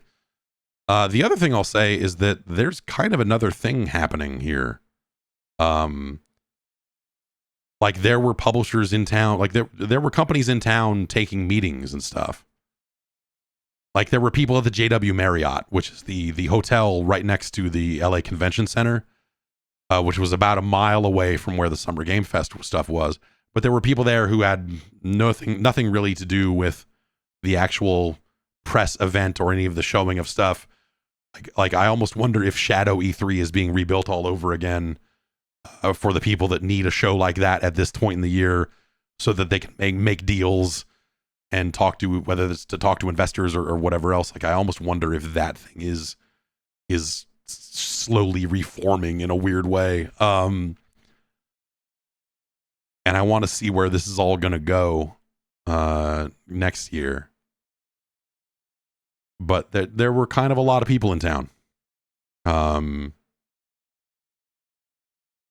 People who maybe would not want to it publicly known that they were in town, but like it's just like, oh, that's weird. Okay, oh, you're okay, cool. And that's interesting. Business has to happen, right? People got to do business. But it makes me wonder what this thing's going to be next year and in the following years, and if people are happy with it on the industry side or not, or whatever. I've heard both. I've heard plenty of industry people be like, this is great. It's a great way for us to get our games in front of the press and not have to have our own event and everything else. And then I've heard the opposite of just like, yeah, this isn't really working for us. Like, I don't know. It's, yeah, I don't want to generalize, so I won't, but yeah. But in terms of the information getting out there, I think it was a good, effective thing there. And I think the thing is, like, I don't think if E3 still existed, I don't think that this show would have been that different. Just the information would have been packed into 5 days instead of 15 or 12 or whatever it is. And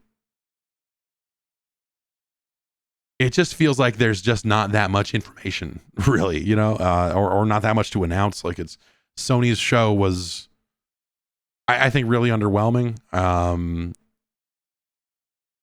And there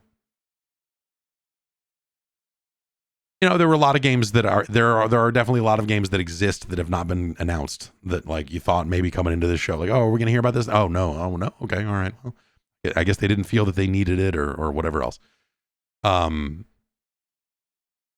Sorry if that sounds cryptic. I don't know. It's weird. But it's just a weird, just kind of a weird feel this year. And I had that feeling before, like, again, like not going to the thing is extremely frustrating for me. But also, as I look at what everyone else saw and the things that they saw in person and the stories that they're writing, and I don't feel like I missed much. The other thing is IGN Live happened. And some folks were showing games there. And I don't know if I missed an email or something, but at no point I have someone emailed me a while ago and said, "Hey, are you going to be at IGN Live?" And I was like, "No." Should I? Are there going to be games there? And then the person wrote back, said, "I don't know. We're trying to find that out." I'm like, "Oh, okay." And that was the last I heard of it until like the week before the show. I saw a developer saying, "Come see our game at IGN Live." And I'm like, like, I don't even know like how I would get into IGN Live. Do I have to buy a ticket to IGN Live? I never, yeah. Anyway, stuff like that seemed a little confusing. But yes, yeah, a lot of indie stuff that, because the mix got shut down last year. Like they were supposed to have an event and then the power failed or whatever it was. So at the last minute, a bunch of indie developers kind of got the shaft, and could not show their game at the event that they were going to have. And so, yeah, IGN Live, I think, took in a lot of indie devs, and some games were shown there. But I just don't know. I don't know what the situation what that was. But that was kind of a weird, confusing last minute thing for me too. It was like, oh, Do I need to bug somebody at IGN to get into this thing? Because it sounds like there's games there. I don't even know where it is. Is it close to this thing? It's just that, like I said, things feel like they're spreading out in a way that I don't like. Because the nicest thing about the Summer Game Fest thing was this element of convenience and it feeling relatively low key. I was just like, yeah, man, everybody's here. We're just going to walk around, hang out, see some games, write our stories, get our footage if there's footage to got or whatever. And no one is on like stress level 100 the way they always were during E3. Like it was just a better vibe. And I hope it doesn't lose that as it grows or spreads out or whatever's going to happen down the line.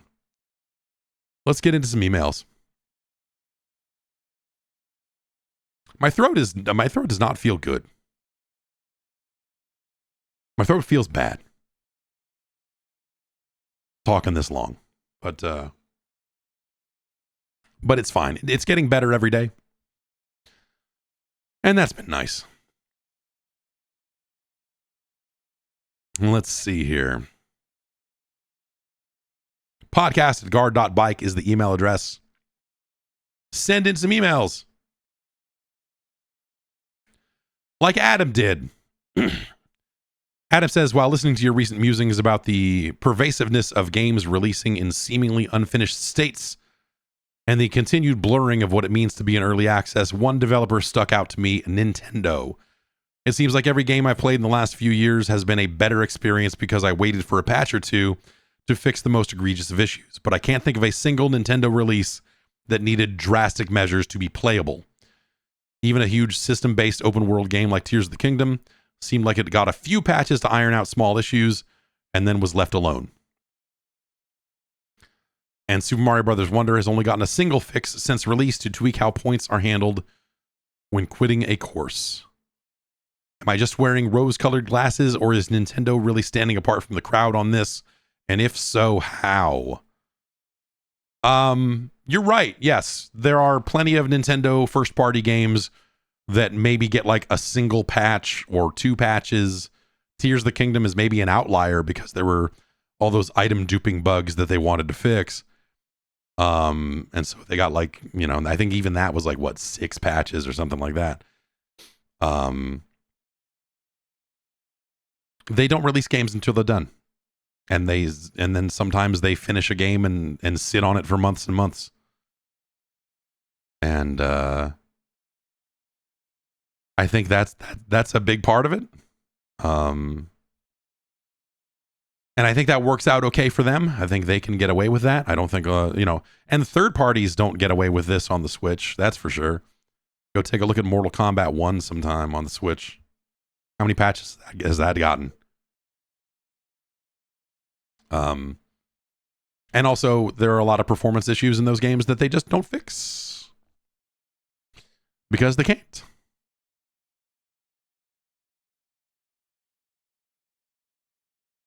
But yes, Nintendo games tend to be less broken than the norm. I guess I would say. Send in if you get the save bug, then send your Super Metroid cartridge in to Nintendo and they will fix it and send it back to you.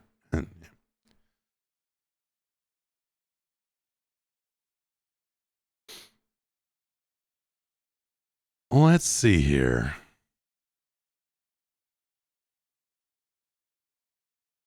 Jacob writes in, and he wrote in before this got corrected, but it's, it was obvious. Anyway.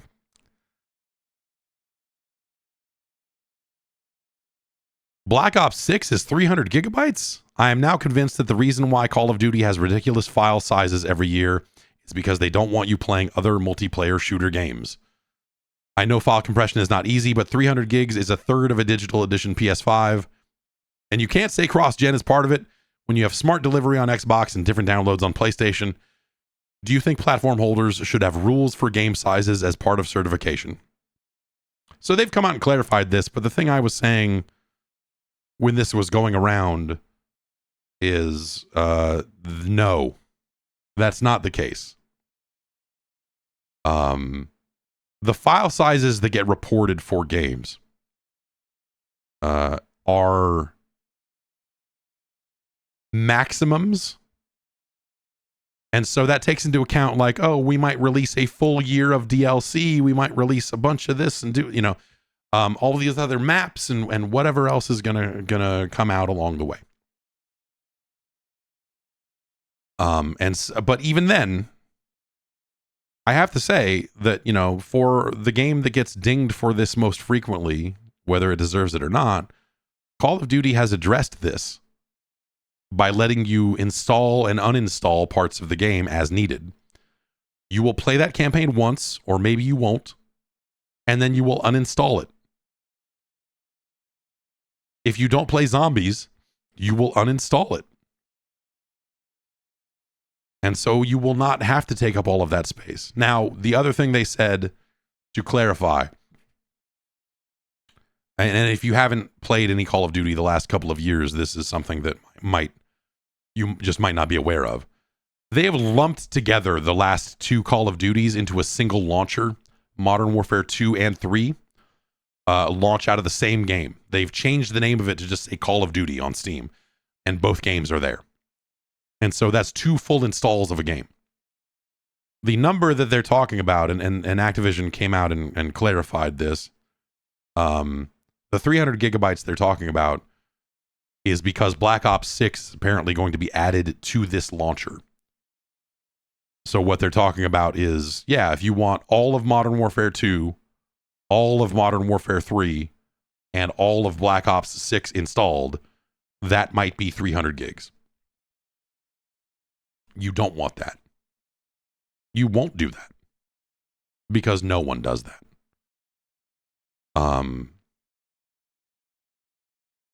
And so this was just never a big deal. And so people have been throwing this 300 gigabyte number around for days.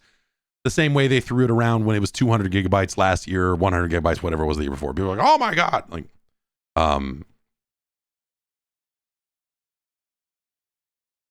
it's just not, it's never been the case. The games are big for sure.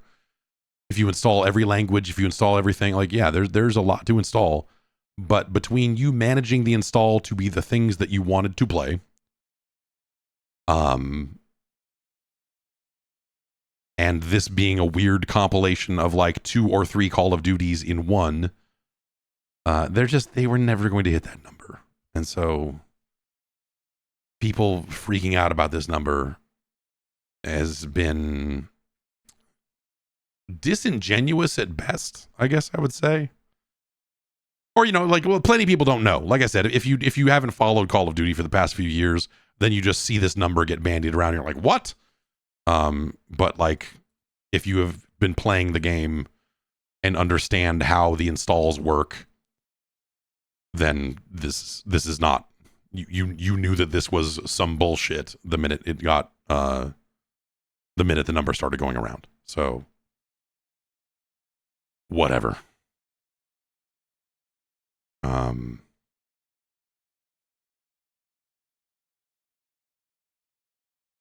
Brendan writes in and asks, they announced Terry and Mai coming to Street Fighter 6. Will we ever get another Capcom versus SNK or SVC Chaos?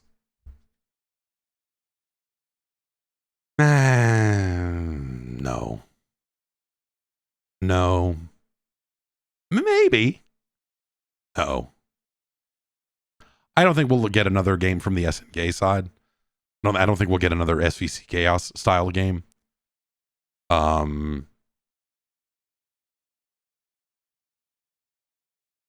And if they did CVS 3, what would that even be at this point? Because all these games would be polygonal and 3D and everything. And I think a big part of the charm of those games, like if they made a CVS 3, I would want it to be sprites.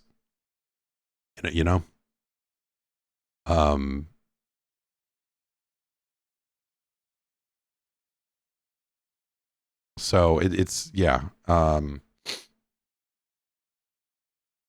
I don't think they'll do that.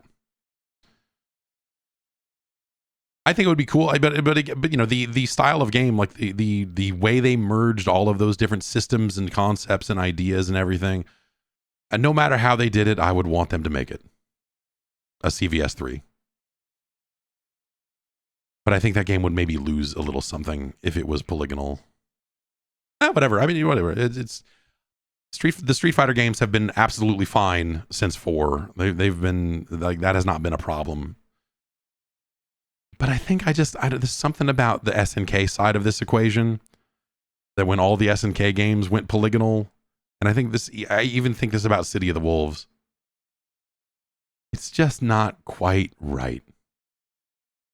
And I think those games look good. I think City of the Wolves looks good. I think the last KOF looks fine, but it's not. I don't think they get away with it as well as Capcom has with the Street Fighter games going polygonal. But SNK's games have come a long way. Yeah, they had some rough ones there. They had some rough ones. Grant writes in and says, why is VR hated so much right now? He says, VR went from this amazing thing that everyone was excited for to something everyone hates. The Summer Game Fest had a lot of trailers for VR games, and as soon as VR popped up, everyone was like, oh, a VR game, and then went on to ignore the trailer and trash talk VR for a couple of minutes. How did we get here? And does it mean that VR is dead again? No one cares about PSVR 2 either, which you'd expect to have the biggest following. Could a Meta Quest style headset from Valve save the day like the Steam Deck? No, I don't. I think that people have made up their minds about VR. I think you have people that have tried it, and you have people who are not interested in trying it. I think that the big problem is that there has not been enough software, and it's fallen into this weird chicken and egg sort of scenario where getting big budget, massive VR projects made is irresponsible because there aren't enough headsets out there to justify the cost. And so the big developers that you want to try to make something in VR don't. And so you get a bunch of interesting, smaller, experimental things, but you don't necessarily get a ton of it. And a lot of those smaller studios have struggled because VR hasn't taken off the way that they hoped it would or needed to. And I think that's been a big part of the problem. There's the social issue of like, that's the scenario I run into, is I could only really ever do VR at night when everyone else is asleep, because otherwise I would have kids running in here grabbing onto my legs while I'm trying to pleasure a woman or, cut a guy's head off or whatever it is you do in VR these days. And I think that's probably I think that's the big problem with it, And I think when I look at the software, like there's stuff coming out that is still like well made. Has anything come out since Half-Life Alyx that really blew anyone away? That became like the next big VR game? Like, I think a lot of people, when you ask them what are the best VR games, some of them are still rattling off games that came out almost a decade ago now. The good shooting galleries from a decade ago are still some of the good ones. And the promise of multiplayer VR feels very fickle, like that stuff kind of comes and goes a little bit here. And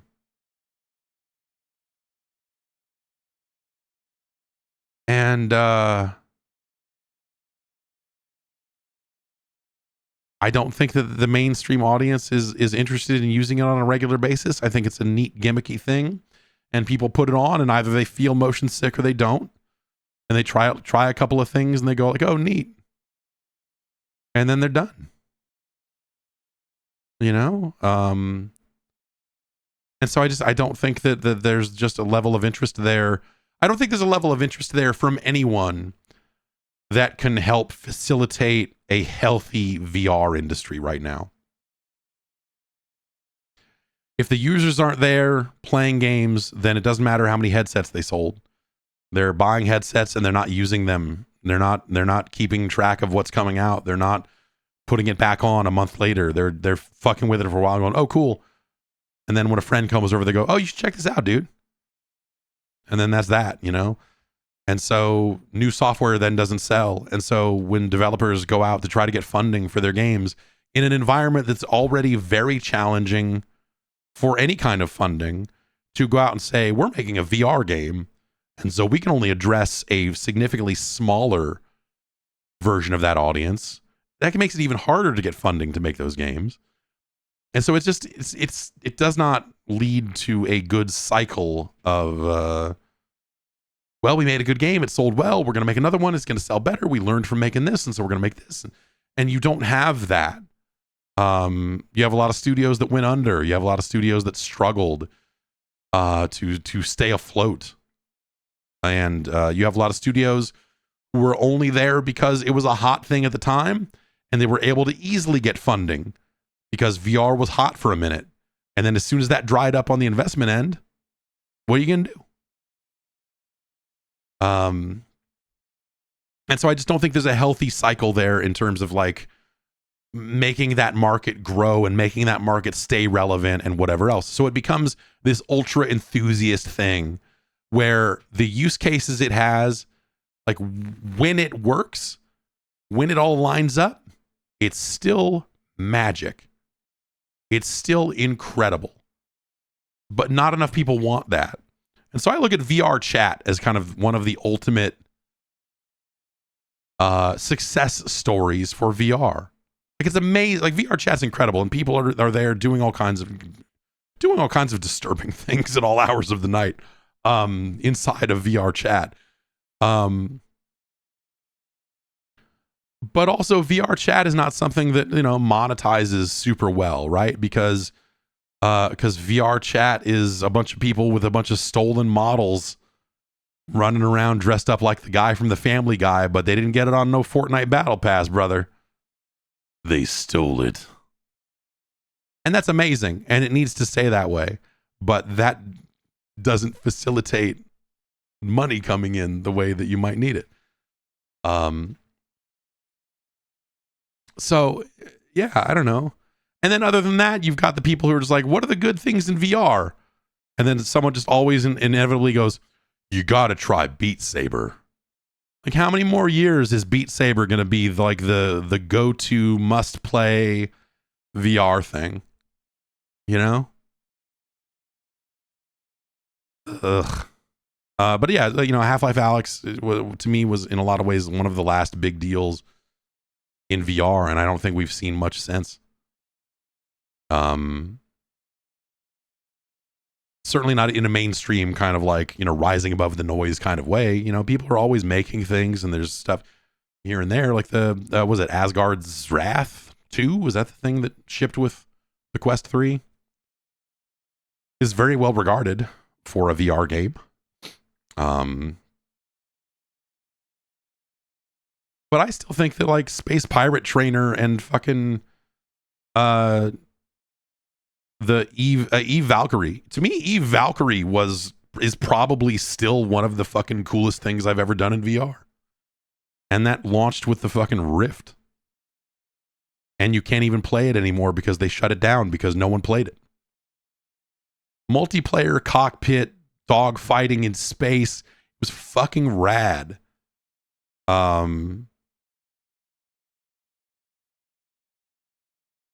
But you could never find a fucking match. Even when VR was quote unquote hot, it was hard to find a full match of players. You know? And there's, you know, all that stuff comes with caveats, right? Like Star Wars, yeah, Star Trek Bridge Crew is a really awesome thing. But the hurdles, like, you know, that's even more than the average VR game because you got to get a bunch of people together online, view VR, do this. And, you know, it becomes even harder to get that group together. And I think most people just think it's not worth it.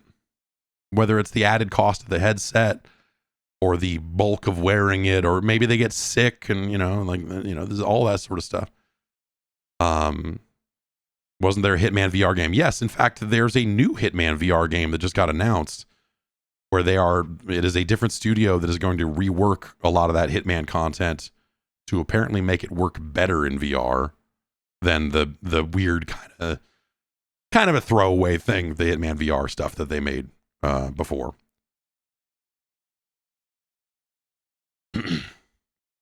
And I don't see what would change that. I don't know, unless there's some dramatic shift forward in the quality of the hardware that eliminates motion sickness for people, and probably would need to check a few more boxes as well that they don't currently check in order to really break through. But I don't know. I think there's a stigma, there's a stink on VR. PSVR 2 coming and going the way it did, I think is a really another telltale sign.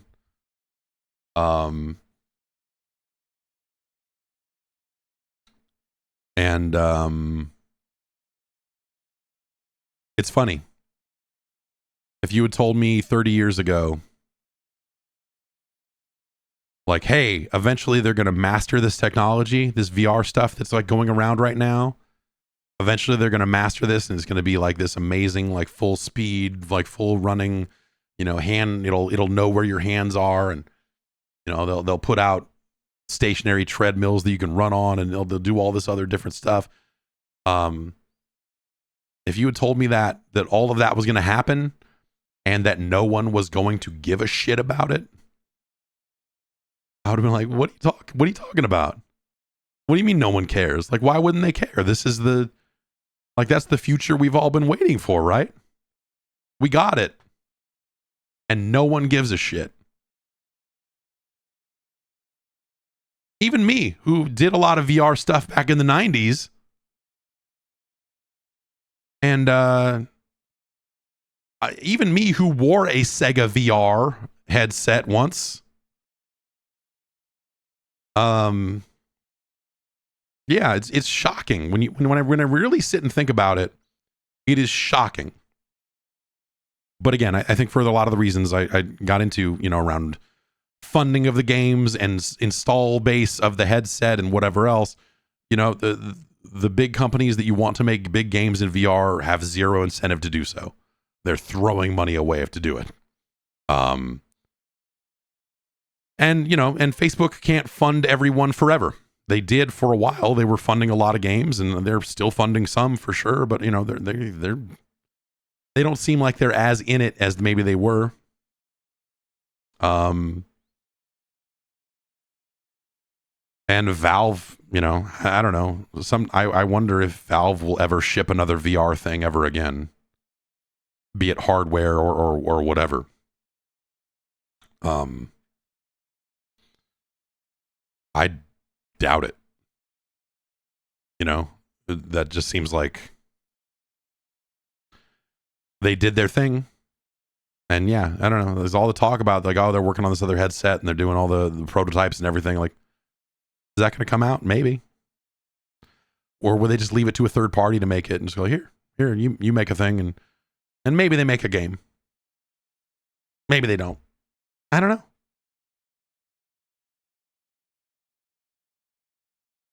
I think Half-Life Alyx is a really good statement. Even though I didn't, like when I played the game, I had to play it sitting down because I didn't have room in my space to play it standing up. And it was a fucking terrible experience, and it crashed a lot. And I had a terrible time with Half-Life Alyx. Now I would probably have a better time. I've upgraded the PC. I've got a couple of better headsets here now than I used to. But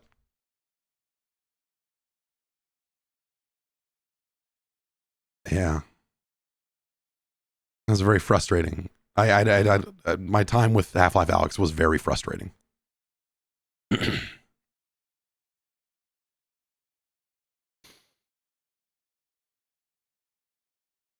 Let's see.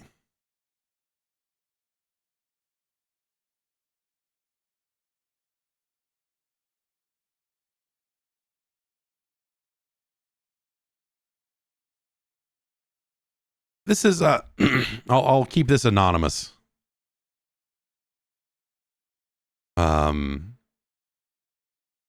Someone wrote in who claims to work for Microsoft. So that's the claim. I have not verified this, so take some of this with a grain of salt for sure. But you know, we were talking about AI recently. I was listening to episode 100 and you were talking about AI a bit, and I figured I'd to share my thoughts. I work at Microsoft and have worked here for close to 15 years. Not in gaming or anything, just some general stuff for an internal group. AI is being shoved down our throats in so many aspects of day to day. It's fairly horrifying.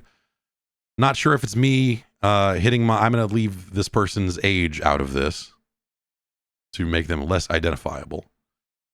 Or having been working for a while without a significant break, or a midlife crisis, or having a terrible new manager, or some combination of the above. But I am in a bit of a jaded place when it comes to work. My sense at this point is that AI is an extension / enhancement of the police state. You want an AI summary of a meeting? Got to record it so it's stored on central servers. Want AI to help you collect notes on a variety of documents? Make sure they're all stored in shared locations. And it's all being framed up as, hooray, doesn't this help you and make your day better? Look at all these cool things you can do with Copilot. Sure, it's super helpful for dead-eyed MBAs who can say a 40-word sentence full of buzzwords with no content, and I'm sure it will help some arbitrary metrics somewhere, but the point of it all seems to be record everything, get it to the cloud, let some machines chew through it, and tell you what you want to hear. Internal vibes are super weird right now. Lots of Kool-Aid drinking by about 70% of the people, at least in my little corner of the company. There's been more turnover of anyone not towing the company lines on this stuff. I can only describe it as a weird underlying tenseness that permeates everything, while 3/4 of the people are oddly smiling. I don't like it. This could be a me thing, which I am well aware. Yeah. Yeah, sounds bad. But yes, the privacy, the privacy concerns around AI and Microsoft Recall, which was the big AI feature that they were looking to roll out on these new laptops they're about to ship. They they finally like listened. Like everyone complained because it turned out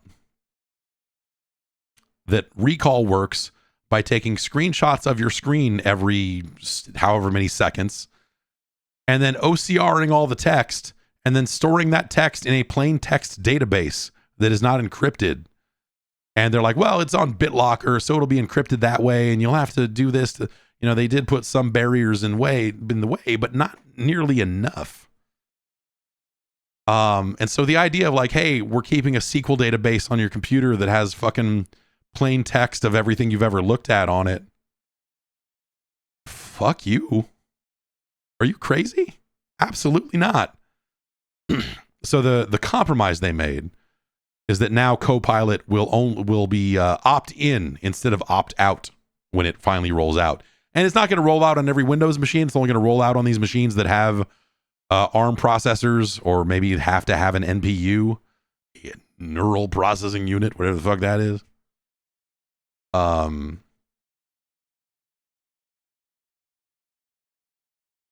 And but the way this stuff, the way everyone is pushing forward on this like it's some inevitable thing that it's going to save it, like this is going to be incredible. Why? No. Why is that incredible? It's like, I just, these people just don't seem like they're connected to the fucking real world, where I don't think people need any of those features. They might be handy for a certain type of person, but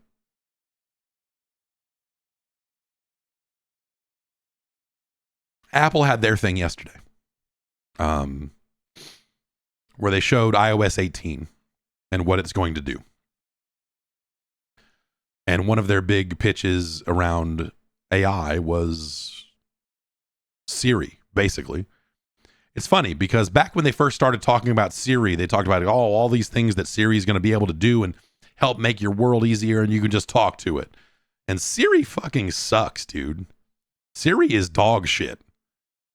And so their entire pitch yesterday, or the bulk of it rather, was practically saying, oh yeah, Siri is going to do all the shit we said Siri was going to do originally now.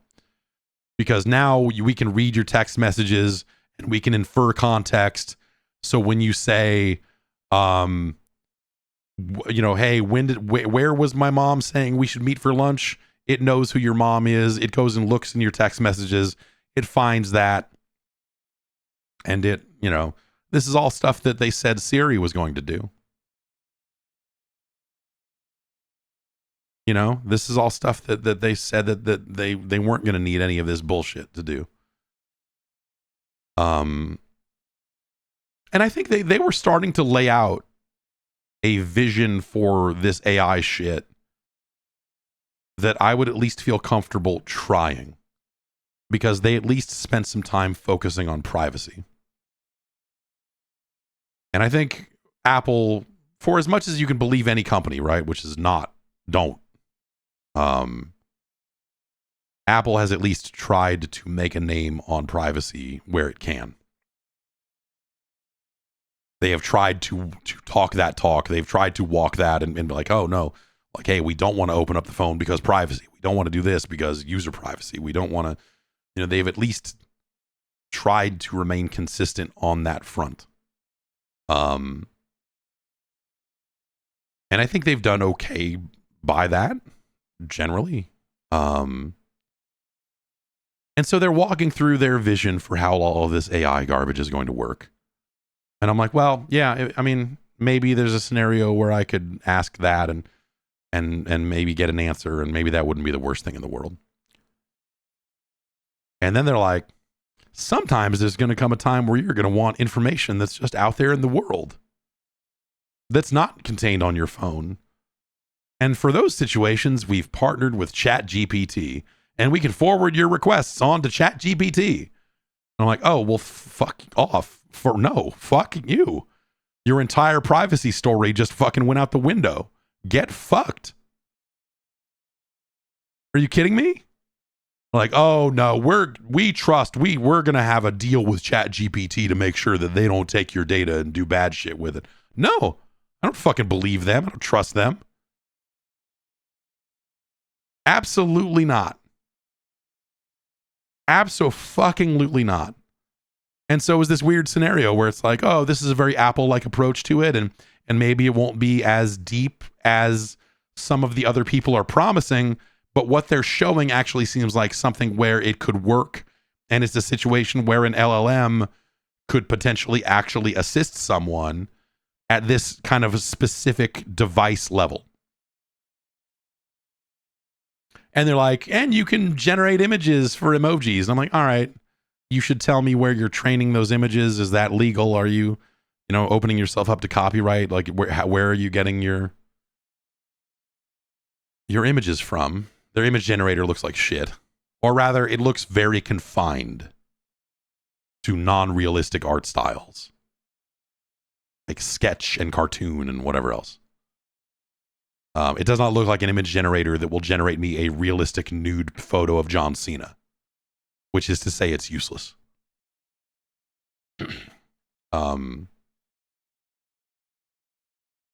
The other funny thing is they're talking about like, oh, and it'll help rewrite your emails.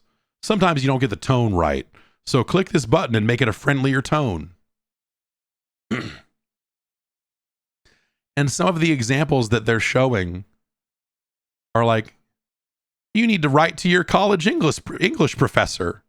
You should make sure it reads like this. I'm like, wait a minute. Are you telling students that they should be using AI to talk to their teachers? Because that's the opposite of what we should be doing as a society. But also, like, that. Are you fucking with me, man? It was like so fucking far gone. And you just get this, you realize that these people fucking don't live in a real world. They live in a world where they're like, I mean, I'm going to use it to make sure that my meeting schedule is all cleared up. And when's my next tea time? And hey, like, these people are fucking not actual humans. And so they just think like, oh, well, yeah, I don't know. Everyone lives like this. Everyone needs a fucking, most people Most people I know don't need a fucking calendar on their phone. They don't fucking use it. They don't send invites. They don't send calendar invites to each other about anything they're doing in the real world. They just fucking don't. It would be easier and more convenient if they did. I think I would be better at not forgetting shit for sure. But no one does that shit. It's weird. I don't know. It's just. And so the assumption that like everyone's got like, well, I've got well, we've got rugby practice and then after that brunch. Like what?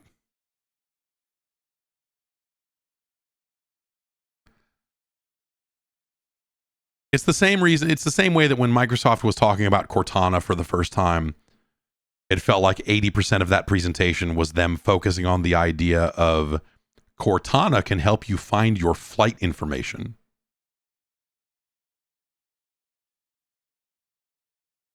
How many people are taking enough flights on a regular basis that they would lose their flight information?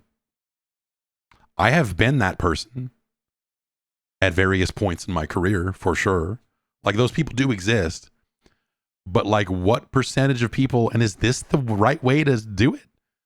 Like, there are so many other ways to solve these problems in, like, lower tech, more sensible ways, that instead they're just throwing LLMs at these things because, like, well, that's where the money is.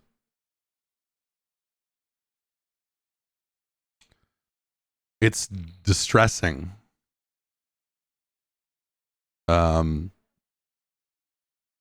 It's distressing. Yeah, I don't, it's. But the people that are coming up with this stuff just feel like they don't live in the same reality as the bulk of people. And yeah, I don't know.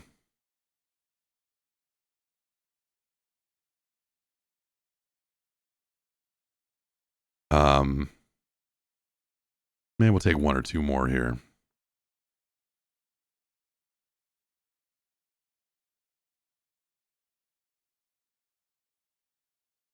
Adam from the UK writes in. Recently, you've been talking about the lack of players transitioning to the current generation of consoles. However, the publishers really aren't helping with this. I can't think of a generation where the prior console had been supported to this extent 4 years after it was superseded, except maybe some yearly EA Sports games. It's this weird catch-22 that only seems to have happened this generation, and I can only assume it's due to the rise of the live service game. Players aren't moving because their live service games are still supported, and the live service games are still supported because the players aren't moving. With so many live service games now, publishers don't care where you play their games or where they spend their money. Do Sony or Microsoft? Because I really don't know what they could do to get people to move over to the current generation, or if they really care.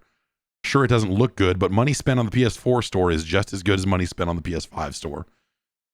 Funny, isn't it, how Xbox One lost the generation to PS4, and now the PS5 and Series X are losing to the PS4. Yeah. Yeah, I mean... But yeah, the PS4 still plays Fortnite.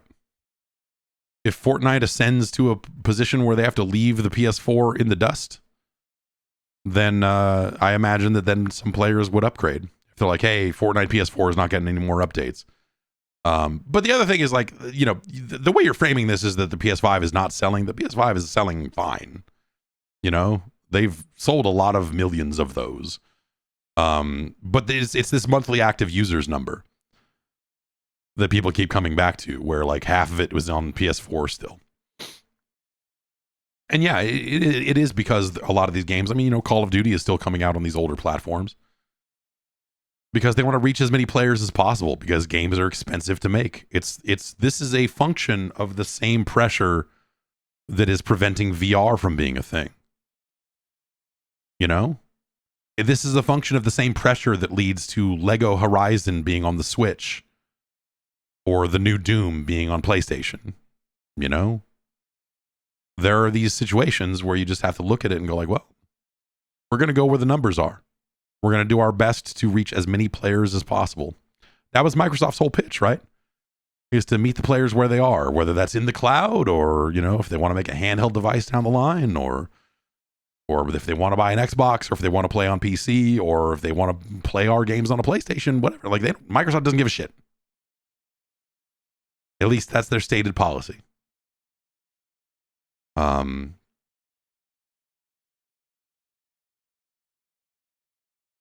And I think all of this, these are all symptoms of kind of the same larger issue, of just like, hey, we want to, anyone making a game wants to put it the places where players are. They want to make as much money back as they possibly can. That's the other reason why Sony puts stuff on PC. They say it's because they're like, oh, we're going to put it out so that maybe you buy a PlayStation to play the sequel. And I'm sure they would love that. But I bet percentage-wise, the number of players who actually follow that path of like, oh, I bought Horizon, but I couldn't wait to play Horizon 2, so I bought a PlayStation to do it. That can't be that high of a number. I mean, look at the patience on a lot of PC players who are still stubbornly not buying games on the Epic Store, and they'll instead just wait the year for it to come to Steam. Like that still happens. So, yeah, it's also, what really changed? What do game consoles do now that they couldn't do 10 years ago on the PS4, 5 years ago, whatever you know? Like, the faster drive is really cool, but very few developers truly take advantage of it. Ray tracing is nice, but a very optional feature, and the new consoles don't do it as well as you would want. When it comes to that more casual, price-sensitive player base, the things that, that you and I really care about, resolution and frame rate and all, like all the bells and whistles, and like, they don't care nearly as much about that stuff. So, it's not a huge selling point when you want to move those players up to a new console. The games themselves don't feel that much deeper or that much better than they were back on PS4. Do they? It feels like we're getting the same types of games, and they look better and they run better, and like, that's not nothing. I'm not trying to be flip about it. It's just like, but at the end of the day, gaming didn't really change with this generation of consoles. And ultimately, that's fine. But if we're talking about reasons for players to upgrade, especially players that don't really follow this stuff as closely as some of us do, then I think, I see why some of those players might not be inclined to update. Yeah, that's Alma in the chat says, will GTA 6 be the turning point? That's definitely a possibility. It's definitely possible. Yeah, a sense you would think that GTA 6 would be a big mover of hardware. That would be a big time for people to upgrade. That players would finally move forward at that point. Sure.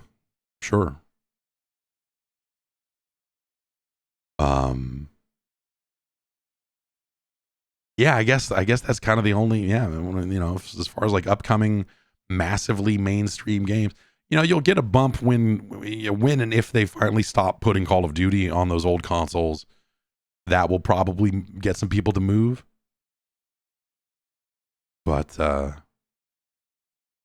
don't know, man. If it probably couldn't do a pack-in deal, because I just don't think Rockstar, rolls like that. But if I were in the console business and I could make the math make sense, I would be sure as shit to have a price cut lined up, even if it's a temporary one, in conjunction with the release of GTA 6. and have that try to, like, if you're trying to think competitively and trying to like sell more consoles than the other guy or whatever else, or trying to get more players to play GTA on your side of the fence because you're getting a percentage of those microtransactions, then I would probably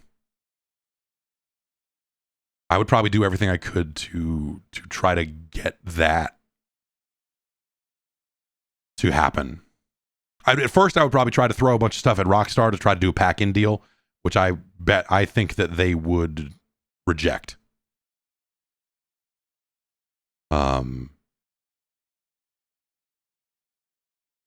Or they would say yes to both. They would do it non-exclusively, which would actually be kind of smart. But yeah, I would try to put together a package for Rockstar for a pack-in. Say, hey, buy a PS5 and a copy of GTA 6. Here's the Xbox Series S or an X or both. Like, pack them, do both. Why not? Yeah, if presumably the PS5 Pro is out by then. Sure. Try to do that as a pack-in. And if you can't do it, then just try to have a price cut, try to have something lined up around release time. Because again, if GTA 6 takes off the way 5 did, all those people you pull into that ecosystem right there on day one are going to monetize on GTA 6 for a while, hopefully, and you'll make your money back. The downside of that is maybe they never buy another video game because they're just going to play GTA 6 for a decade, and you don't get any other game sales out of them. You don't get any other than the base model online subscription. You don't get big revenue out of them down the line. Man, maybe that's not as much of a slam dunk as you think, actually. If they only buy that one game and nothing else, then maybe that's a problem. But anyway, yeah. Getting 30% of all the microtransactions on GTA is just seems like that would be worth it. It seems like they would be a bet worth placing. And the knock-on effects of having your console be associated primarily with the next GTA over the other guys, I think there's a knock-on effect there that probably has value. It's probably hard to really back that out into hard numbers, or it's hard for me, but maybe someone smarter with numbers would figure out a way to package that up. But yeah, I don't know. Well, that's what I would do. That's going to do it for emails. Thanks, everybody, for writing in and hanging out with me this past week. It's been fun. Even if my voice has not been up to the task, I feel like garbage right now. But definitely better than I was over the weekend where I could barely talk at all. So I need to go rest my voice, drink some tea, do some stuff like that, and try to get this solved once and for all. But of course, I'll be back tomorrow to stream some more stuff. I don't know what. I don't know. We'll play some Bodycam or something. I don't know. We'll figure it out. Check out the Patreon if you haven't. Head on over at patreon.com/Jeff Gerstmann. Sign on up. Get on that Discord. Get access to that bonus stuff. Join the advisory panel if you so desire. And you can help pick NES games for Friday. And yeah, thanks everybody for supporting the broadcast. And I'll be back with a podcast next Tuesday. And of course, here for the rest of the week doing God knows what. Hang in there. I'll see you soon. Bye.